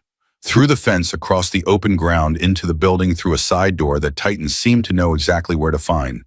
Inside, the air was thick with dust and decay. Marcus followed Titan up a flight of stairs, staying low, moving fast. Above them, he could hear running footsteps, confused shouts. What the hell is happening? We're under attack. How many? I don't know. Somebody. Gunfire cut off the voice. Titan reached the top of the stairs and paused. He listened, then gestured for Marcus to follow. They emerged onto a catwalk overlooking the main floor of the processing plant. Below, men scrambled for cover, firing toward the main entrance, where the other angels had launched their assault. But Marcus's attention was elsewhere. At the far end of the catwalk, standing in front of a metal door, was Viper. He was alone. No guards, no backup. Just him and the bandaged shoulder where Marcus's bullet had torn through flesh. Their eyes met. Viper smiled. Titan, Marcus shouted, but Titan had already seen. He raised his gun and fired. Viper dove through the door, the bullet sparking off the metal frame. Titan sprinted after him, Marcus close behind. Through the door was a corridor, dark and narrow. At the end, another door, this one leading outside. They burst through it just in time to see Viper climbing into a helicopter that had appeared from nowhere, rotors already spinning. No, Titan screamed. He fired again, but the helicopter was lifting off, rising into the night sky. Viper leaned out the open door and gave them a mocking salute. This isn't over, Titan, his voice carried over the roar of the rotors. I'll be back, and next time I'm taking everything. The helicopter banked and disappeared into the darkness. Titan stood frozen, guns still raised, staring at the empty sky. No, he whispered.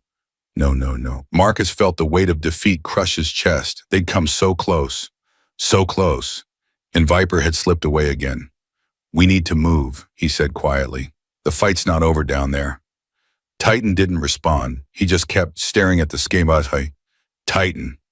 Marcus grabbed his arm. Your men need you. Emma needs you. We can't stop now. Something flickered in Titan's eyes. Life returning. Purpose. You're right. He lowered his gun. Let's finish this. They ran back into the building, down the corridor onto the catwalk. The fight below had turned into chaos. Angels and scorpions, locked in close combat, gunfire and fists and blood. Titan didn't hesitate. He vaulted over the railing and dropped 15 feet to the floor below, landing on a scorpion and taking him down hard. Marcus followed, hitting the ground in a roll, coming up with his gun ready. A scorpion lunged at him, and Marcus sidestepped but slammed the butt of his gun into the man's temple. He went down and didn't get up. Behind you, Razor's voice. Marcus spun, another scorpion knife in hand, inches away. No time to shoot. Marcus ducked under the blade, grabbed the man's wrist, twisted. The knife clattered to the floor. Marcus drove his knee into the man's stomach, then his elbow into his jaw. The scorpion collapsed. Marcus picked up the knife and kept moving. The next few minutes were a blur of violence. Shots fired, bodies falling, shouts and screams blending into a single roar of chaos. Marcus stayed close to Titan, covering his back, taking down anyone who got too close. And then as suddenly as it had started, it was over. The last scorpion fell. The silence that followed was deafening. Marcus looked around. Bodies littered the floor, mostly scorpions, but not all. 2 angels lay motionless near the main entrance. Razor limped toward them, blood streaming from a wound in his leg. It's done, he said. They're all down. Not all. Titan's voice was hollow. Viper got away. We'll find him. When he's got resources, connections, he could be anywhere in the world by morning. Then we search the world. Razor put a hand on Titan's shoulder. But not tonight.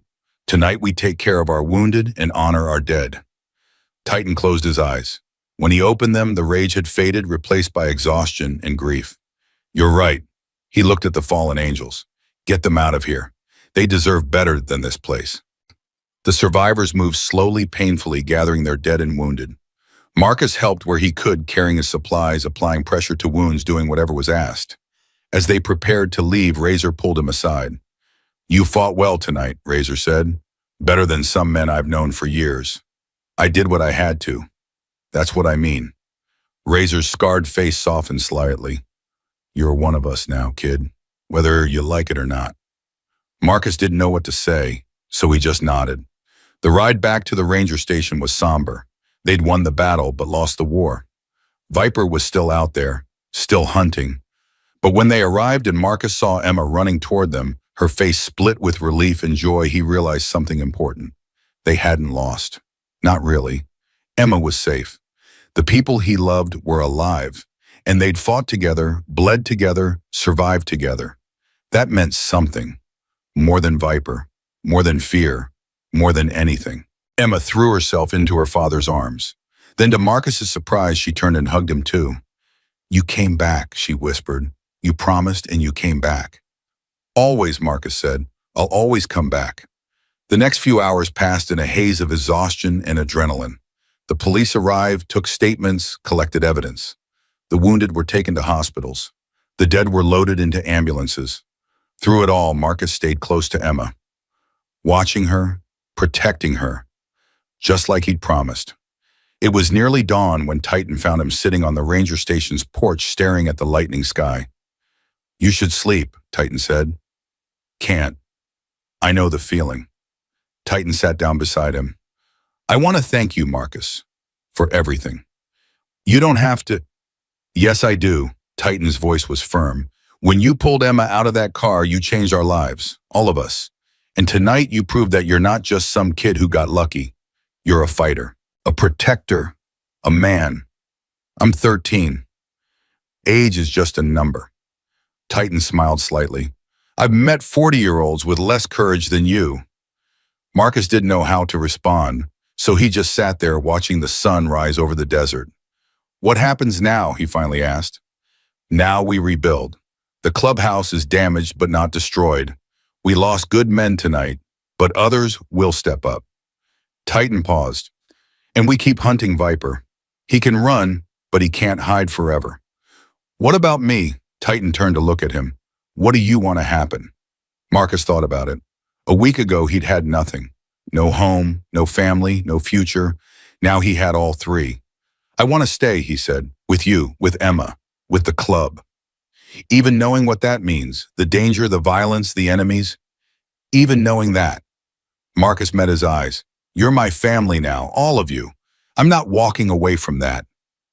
Titan studied him for a long moment. Then slowly he smiled. Welcome to the Hells Angels, Marcus Cole. He held out his hand. Marcus took it. They shook once firmly, a bond sealed between them. There's one more thing, Titan said. Something I've been meaning to ask you. What? Your mother, Sarah, you said she made you promise to be brave. Titan's voice was gentle. What else did she tell you? Marcus closed his eyes. He could see his mother's face pale and thin against the hospital pillow. Could hear her voice weak but full of love. She told me that family isn't always blood, he said quietly. That sometimes the people who love you most are the ones you find along the way. He opened his eyes. She told me to find my family and to hold on to them no matter what.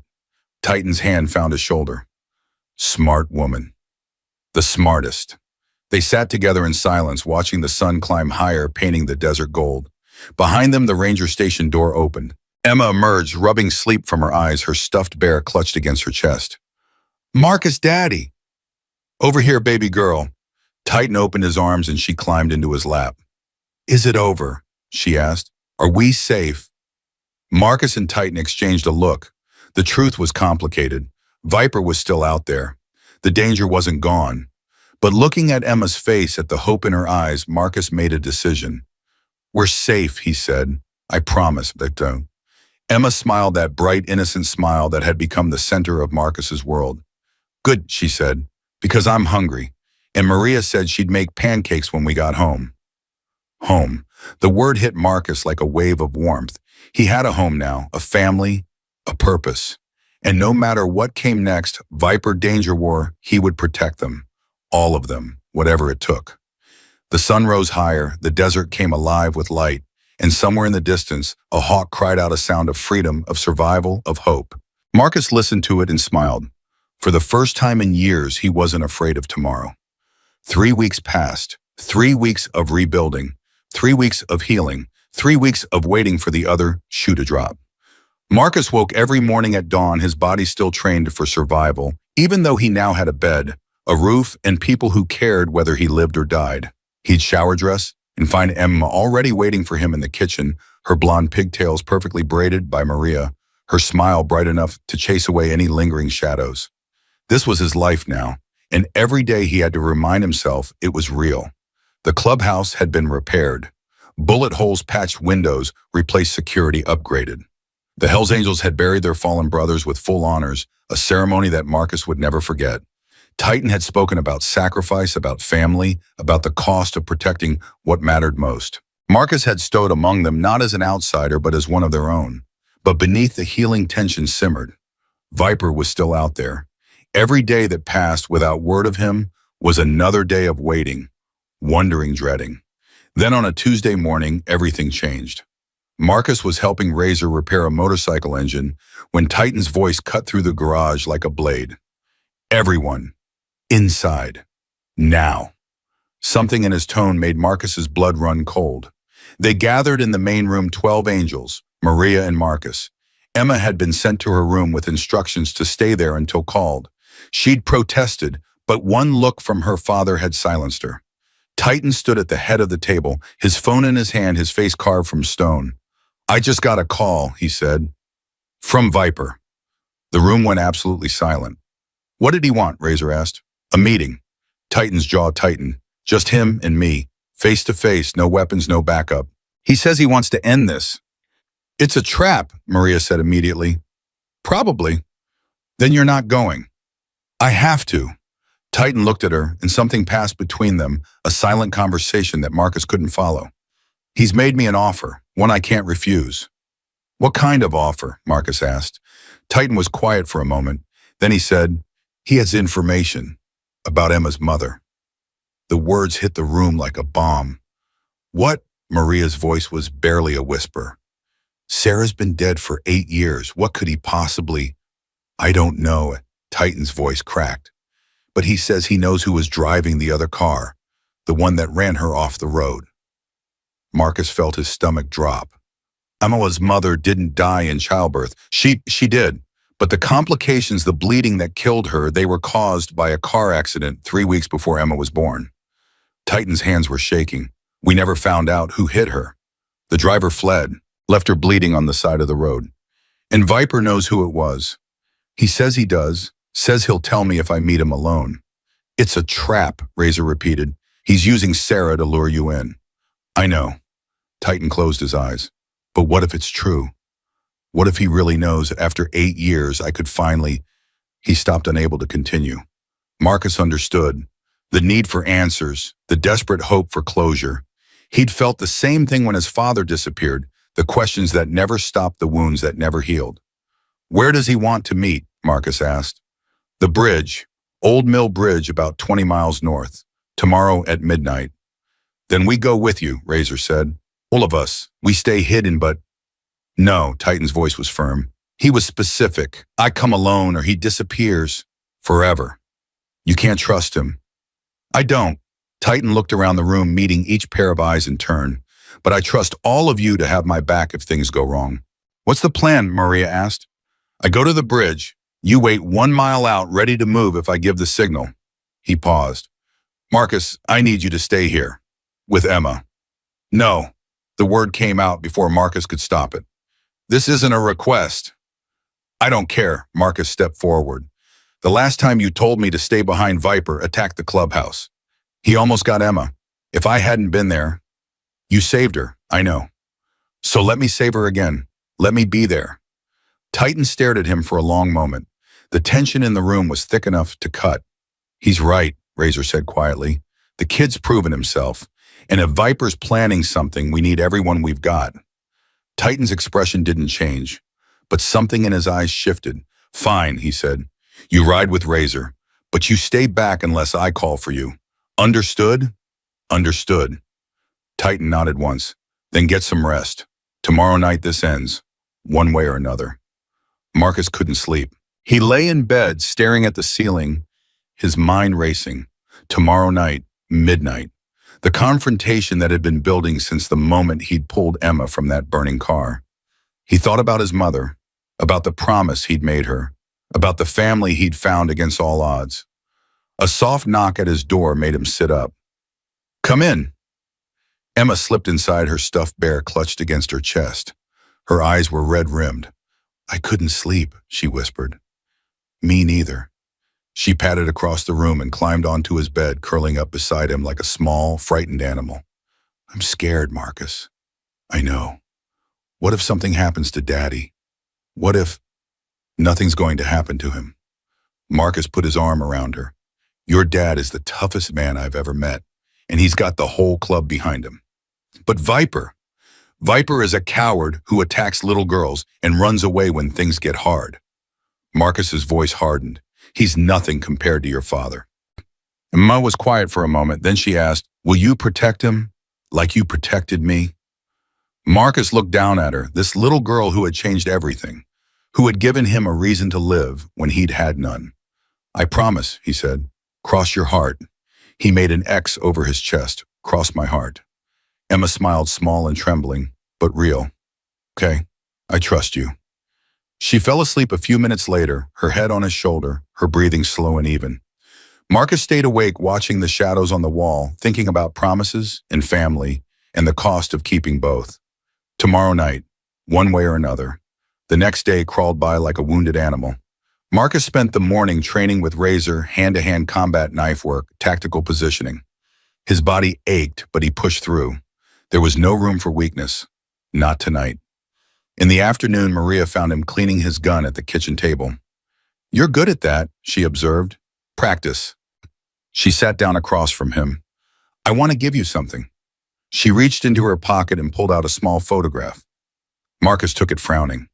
It was a picture of a woman, young, beautiful, with dark hair and kind eyes.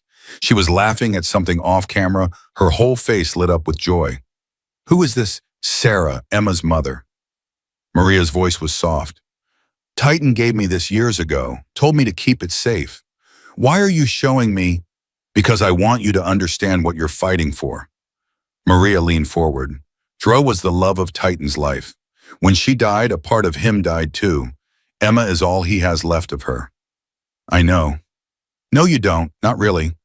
Maria's eyes glistened. When you saved Emma, you didn't just save a little girl. You saved everything Titan has left to live for. You saved his reason to keep going. Marcus stared at the photograph, at Sarah's laughing face, at the joy that had been stolen from this family. I won't let her down, he said quietly. I won't let any of them down. Maria reached across the table and squeezed his hand. I know you won't. Midnight approached like a storm on the horizon. The angels assembled in the garage, 15 strong, armed and ready. They moved in silence, checking weapons, adjusting gear, exchanging nods that said everything words couldn't. Titan pulled Marcus aside just before they mounted up. I need you to understand something, he said. Whatever happens tonight, you've already changed my life, and Emma's life. You gave us hope when we thought we'd lost everything. Titan, let me finish. Titan gripped his shoulder. If something goes wrong, if I don't make it back, I need you to take care of her. Raise her. Be the family she deserves. Nothing's going to happen to you. But if it does, Marcus met his eyes. If it does, I'll protect her with my life. Just like I promised. Titan nodded slowly. That's all I needed to hear. He turned and walked toward his motorcycle. Marcus watched him go, feeling the weight of the moment settle on his shoulders. This was it. They rode through the darkness in formation engines, rumbling headlights, cutting through the night. Marcus sat behind Razor, gripping the seat, his heart pounding. 20 miles felt like 20,000. When they reached the staging point at a clearing about a mile from Old Mill Bridge, the Angels killed their engines and dismounted in silence. Razor handed Marcus a radio and a pair of binoculars. Keep your eyes on the bridge, he whispered. Anything goes wrong, you radio us immediately. What about Titan? He's going in alone, just like Viper wanted. They watched as Titan mounted his bike and rode toward the bridge. His taillights disappeared around a bend, and then he was gone. Marcus raised the binoculars and focused on the bridge. He could see Titan's bike approaching, slowing, stopping. A figure emerged from the shadows on the other side. Viper. Even from this distance, Marcus could make out the snake tattoo, the predator's stance, the cold smile that haunted his nightmares. The two men faced each other across the bridge. Neither moved. Then Viper raised his hand, and the bridge exploded with light. Headlights, a dozen of them. Vehicles emerging from the darkness on both sides of the bridge, surrounding Titan, cutting off any escape. It's a trap, Marcus screamed into the radio. Move now! The Angels erupted into motion. Engines roared to life. Marcus jumped on behind Razor and they tore toward the bridge. But even as they rode, Marcus knew they were too late. Viper's men were already closing in on Titan. He could see them through the binoculars, armed, dangerous, moving, with lethal purpose. And then impossibly, Titan started laughing. Marcus couldn't hear it, but he could see it, Titan's shoulders shaking, his head thrown back. He was laughing in the face of death. Viper's expression changed. Confusion replaced confidence. Titan reached into his jacket and pulled something out. A detonator. He pressed the button. Explosions ripped through the vehicles on both sides of the bridge. Fire bloomed in the darkness. Men screamed, scrambled, fell. He knew, Razor shouted over the engine. The crazy bastard knew it was a trap. Titan had come prepared. The Angels hit the bridge like a wave. Gunfire erupted. Bodies fell. The chaos was absolute, overwhelming, terrifying. Marcus jumped off the bike before it even stopped his gun already in his hand. He saw a scorpion raising a weapon toward Razor and fired. The man went down. Nice shot, Razor yelled. There was no time to respond. Another scorpion came at Marcus from the side. He ducked, rolled, came up shooting. 2 bullets center mass. The man collapsed. Through the smoke and flames, Marcus spotted Titan. He was fighting hand-to-hand with 2 scorpions, taking them apart with brutal efficiency. A knife flashed. A body fell. Then another. But Viper was nowhere to be seen. Marcus scanned the chaos, searching desperate. Where was he?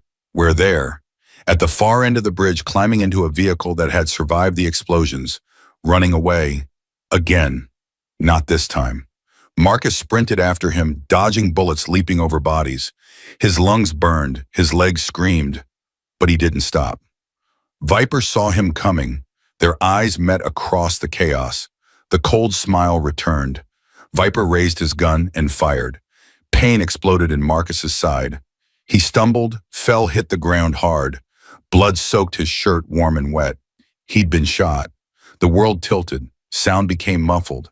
He was vaguely aware of someone screaming his name, Titan Razor, but it seemed very far away. Viper walked toward him, gun still raised. "Persistent little rat," Viper said. "I should have killed you that first night."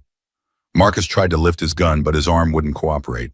The weapon slipped from his fingers. "Any last words?" Viper's smile widened. "Maybe something for the girl. I'll be sure to give her your message. Right before I take her away from everything she loves." Emma's face flashed through Marcus's mind, her smile, her laugh, her small hands squeezing his. "Promise me you'll be brave." With every ounce of strength he had left, Marcus grabbed the knife from his belt and threw it. The blade buried itself in Viper's throat. For a moment, nothing happened. Viper just stood there, eyes wide, mouth open in shock. Then he crumpled. His body hit the ground 3 feet from Marcus, blood pooling beneath him. His eyes glazed over. His chest stopped moving. Dead. Marcus lay on his back, staring at the sky, feeling his own blood seep into the ground. So this is how it ends, he thought. At least I kept my promise. Darkness crept in at the edges of his vision. Marcus, Marcus. Hands on his face. Titan's voice breaking with fear. "Stay with me, kid. Stay with me." "Emma," Marcus whispered. "Tell Emma." "You're gonna tell her yourself. You hear me? You're not dying tonight." Marcus wanted to argue, wanted to say that it was okay that he'd done what he promised, that Emma would be safe now. But the darkness was too heavy, too warm. He closed his eyes and let it take him. The next thing Marcus knew, he was floating. Not literally floating, he was in a hospital bed pumped full of painkillers, his side wrapped in bandages. But that's what it felt like he was drifting on a cloud disconnected from his body. "You're awake." He turned his head. Titan was sitting beside the bed, dark circles under his eyes, his face gray with exhaustion. "How long?" Marcus croaked. 3 days. You lost a lot of blood. Had to operate twice." Titan's voice cracked. "They said you might not make it." "But I did." "Yeah." Titan reached out and gripped his hand. "Yeah, you did. Viper. Dead. You killed him." Titan's expression was unreadable. They found the knife still in his throat. Marcus closed his eyes. He'd killed a man, taken a life. He'd known it was coming, had known since the moment that he pulled the trigger that first time, but knowing and doing were different things. "I had to," he said quietly. "He was going to hurt Emma." "I know." Titan squeezed his hand. "You saved us all, Marcus. Every single one of us. The others." Razor took a bullet in the arm. "He's already complaining about the hospital food." Titan almost smiled. "We lost 2 more brothers, but it could have been worse. Much worse." The information Viper had about Sarah. Titan was silent for a long moment. Then he reached into his pocket and pulled out a folded piece of paper. "We found this in his jacket. Names, dates, details." His voice was rough with emotion. "The driver who hit Sarah, he was one of Viper's men. It wasn't an accident. It was a hit." Marcus felt his blood run cold. Viper killed Emma's mother. He ordered it, back when he was still my VP, before everything went wrong between us. Titan's hands trembled. He wanted to hurt me, weaken me. He knew Sarah was my everything. "Does Emma know?" "Not yet. I need to find the right words." Titan looked at him. "But when I tell her I want you there, you're part of this family now, Marcus, for better or worse." "I'll be there." The door burst open. Emma came flying into the room, her face streaked with tears, her blonde pigtails disheveled. Maria was right behind her, trying and failing to slow her down. "Marcus!" She threw herself onto the bed, wrapping her arms around his neck, sobbing into his shoulder. "They said you might die. They said..." "I'm okay." Marcus hugged her back, ignoring the pain in his side. "I'm right here. I'm not going anywhere, sir." "You promised." Emma pulled back, her blue eyes fierce despite the tears. "You promised you'd always protect me." "I did. But who protects you?" The question hit Marcus like a punch to the heart. Who protects you? In all his life, no one had ever asked him that. No one had ever cared enough to wonder. "You do," he said softly. "All of you. That's what family means." Emma stared at him for a moment. Then she hugged him again, gentler this time, careful of his wounds. I love you, Marcus, she whispered. You're my brother now, forever. Brother. The word wrapped around his heart like armor. Forever, he agreed. Recovery was slow. The bullet had nicked his liver, causing internal bleeding that had nearly killed him. The doctor said he was lucky to be alive. Marcus didn't feel lucky. He felt exhausted, sore, and frustrated by how weak his body had become. But he healed. Day by day, week by week, he got stronger. The angels visited constantly. Razor brought him comic books and taught him card tricks. Maria brought homemade meals and fussed over his bandages. Other bikers men whose names he was still learning came to pay their respects, to thank him, to welcome him as one of their own. And Emma was there every single day. She'd climb onto his bed and read him stories, or show him drawings she'd made, or just sit quietly beside him while he slept. Her presence was a constant reminder of why he'd fought, why he'd almost died, why it had all been worth it. 1 month after the battle on the bridge, Marcus was finally discharged from the hospital. Titan drove him home. What a word to the clubhouse. The entire club was waiting for him. They stood in formation in front of the building, leather vests gleaming in the sunlight, faces serious and proud. As Marcus climbed out of the truck, they began to clap. Not scattered applause, but a unified thunder that shook the air. Marcus stood frozen, overwhelmed. Titan guided him toward the formation. At the front, on a small table, lay a leather vest. Marcus Cole, Titan said formally, you came to us as a stranger, a homeless boy with nothing but courage and a good heart. In the weeks since, you've saved my daughter twice. You fought beside us, bled beside us, nearly died beside us. He picked up the vest and held it out. Today, by unanimous vote of the Nevada chapter, I officially name you a prospect of the Hells Angels. This vest represents our trust, our respect, and our commitment to you. Marcus stared at the vest, at the patches sewn onto it, at the Death's Head logo that had once terrified him. I don't know what to say, he managed. Say you'll accept it, Titan said. Say you'll be part of this family. Marcus looked around at the faces watching him. Razor scarred and Fierce nodding with approval. Maria, tears streaming down her cheeks, smiling through them. The other Angels men who had once been strangers, now brothers. And Emma standing at the front of the crowd, her face shining with joy. I accept, Marcus said. He took the vest and put it on. It fit perfectly. The crowd erupted in cheers. Men surged forward to clap him on the back, to shake his hand, to welcome him into the fold. Emma ran to him and hugged him so tight he thought his healing wound might reopen. You're one of us now, she said. Really one of us. I always was, Marcus replied. I just didn't know it yet. That night there was a celebration. Music blared from speakers, food covered every table. Laughter echoed off the walls of the clubhouse. For the first time since Marcus could remember, the air was light, free, joyful. He stood on the balcony overlooking the common room, watching the chaos below, feeling something he hadn't felt in years. Peace. Deep thoughts. Maria appeared beside him, 2 bottles of water in her hands. She offered him one. Just thinking, Marcus said, about everything. Nothing. He took a sip of water. A month ago, I was sleeping behind a gas station. Now I'm wearing a Hells Angels vest and living with people who'd die for me. Life is strange that way. Is it always like this, the club? I mean, the violence, the danger. Maria considered the question. There are quiet times, months where nothing happens and we're just a bunch of bikers who like motorcycles and barbecues. She paused. But the danger is always there. Under the surface, part of the life. Does it ever scare you? Every day. Maria looked at him. But I stay because of love. Because Titan is my home. Because Emma needs me. She smiled. And now, because of you. Marcus didn't know how to respond. The idea that someone would stay in danger because of him, would choose him, was still foreign. Still hard to believe. Thank you, he said finally.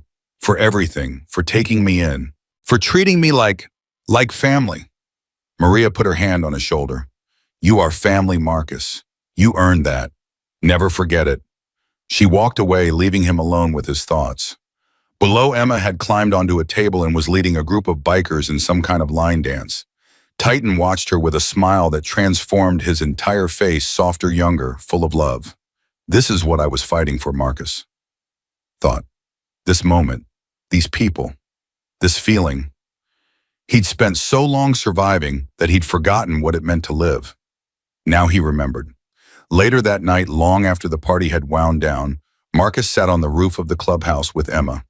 The desert stretched out before them, vast and dark, dotted with the lights of distant towns.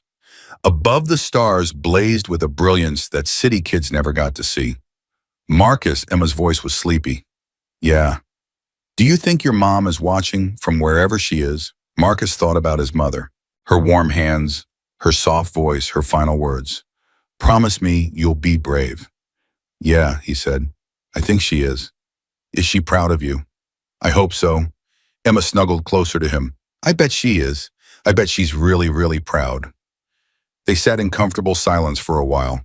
Then Emma asked, what happens now? What do you mean, now that Viper's gone? Now that you're one of us? She looked up at him with those big blue eyes. What happens next? Marcus thought about the question, about the future stretching out before him, uncertain, unpredictable, full of possibilities he had never imagined. I don't know, he admitted, but whatever it is, we'll face it together. Promise? Promise, Vishwama smiled, that bright, innocent smile that had become the center of his universe. Okay, she said, then I'm not scared. Neither am I. And for the first time in his life, Marcus meant it. 6 months later, Marcus stood in front of a mirror, adjusting his vest. He'd grown in that time. Not just physically, though, he'd gained muscle, lost the gauntness of starvation, but in other ways. Confidence, purpose, a sense of belonging that he'd never thought possible. Today was the day, his official initiation as a full member of the Hells Angels. The vote had been unanimous. Every single brother had raised their hand for him. Razor had cried, though he'd deny it to his dying day. Even the members who'd been suspicious at first, who'd wondered if a 13-year-old kid could really be one of them, had come around. He'd earned their respect, their trust, their love. You ready? Titan appeared in the doorway. Born ready. Titan smiled. Your mother would be proud. I know. Marcus turned from the mirror. Let's do this. The ceremony was held in the main room of the clubhouse with every member present. Marcus walked through the crowd to the front where Titan waited with the final patch, the one that would complete his vest and make his membership official. Marcus Cole, Titan said, his voice carrying through the silent room. 1 year ago, you were a homeless boy with nothing. Today you stand before us as a brother, a protector, a man. He held out the patch. Do you swear to uphold the code of the Hells Angels, to protect your brothers, defend the innocent, and stand against all who would threaten our family? I swear, Marcus said. Do you accept this patch as a symbol of our bond, our trust, our love? I accept. Titan pressed the patch into his hands. Marcus looked at it, the death's head, the Nevada rocker, the symbols of a life he'd never imagined living. Then he looked up at the faces around him. Razor grinning through tears, Maria clutching her hands to her heart, Emma bouncing with excitement. These people had saved him.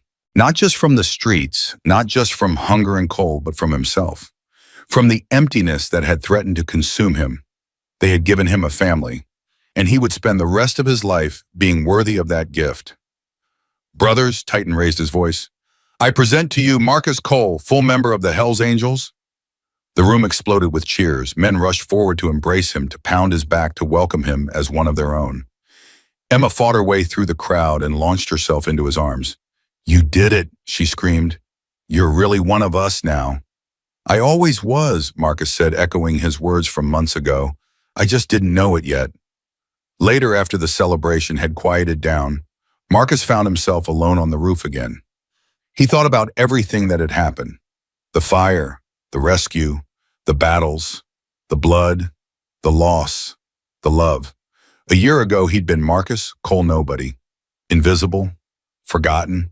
Now he was Marcus Cole brother. Protector, family. His mother's voice echoed in his memory.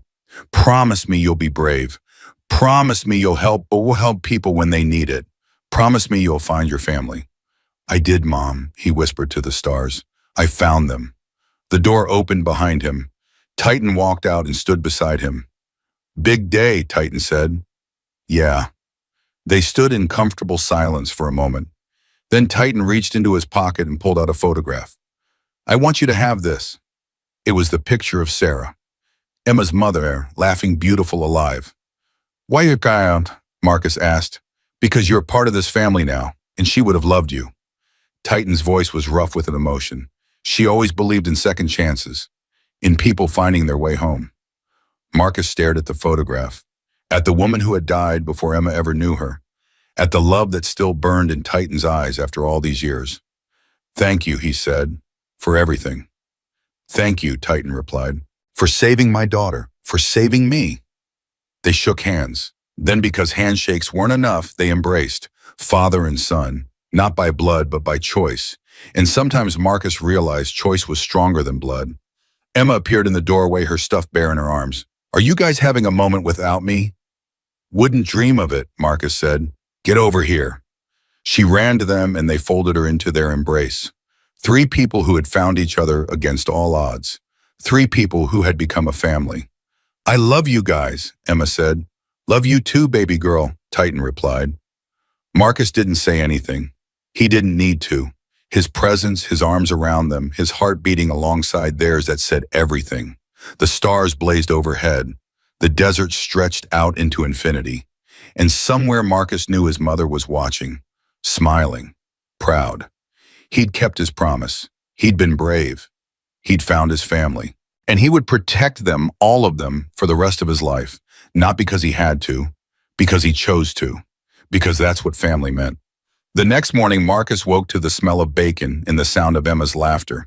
He got dressed, pulled on his vest with his patches, and walked downstairs to join his family for breakfast. Titan was at the stove. Maria was setting the table. Razor was stealing pieces of bacon when he thought no one was looking. Emma was chattering about a dream she'd had, something about flying motorcycles and talking dogs. Normal, chaotic, perfect. Marcus sat down at the table surrounded by the people he loved, and he knew with absolute certainty that he was exactly where he was meant to be. The homeless boy who ran into fire had found his home, and nothing, not danger, not fear, not the darkness of his past, would ever take that away from him. This was his family. This was his life. This was his story. And it was only just beginning.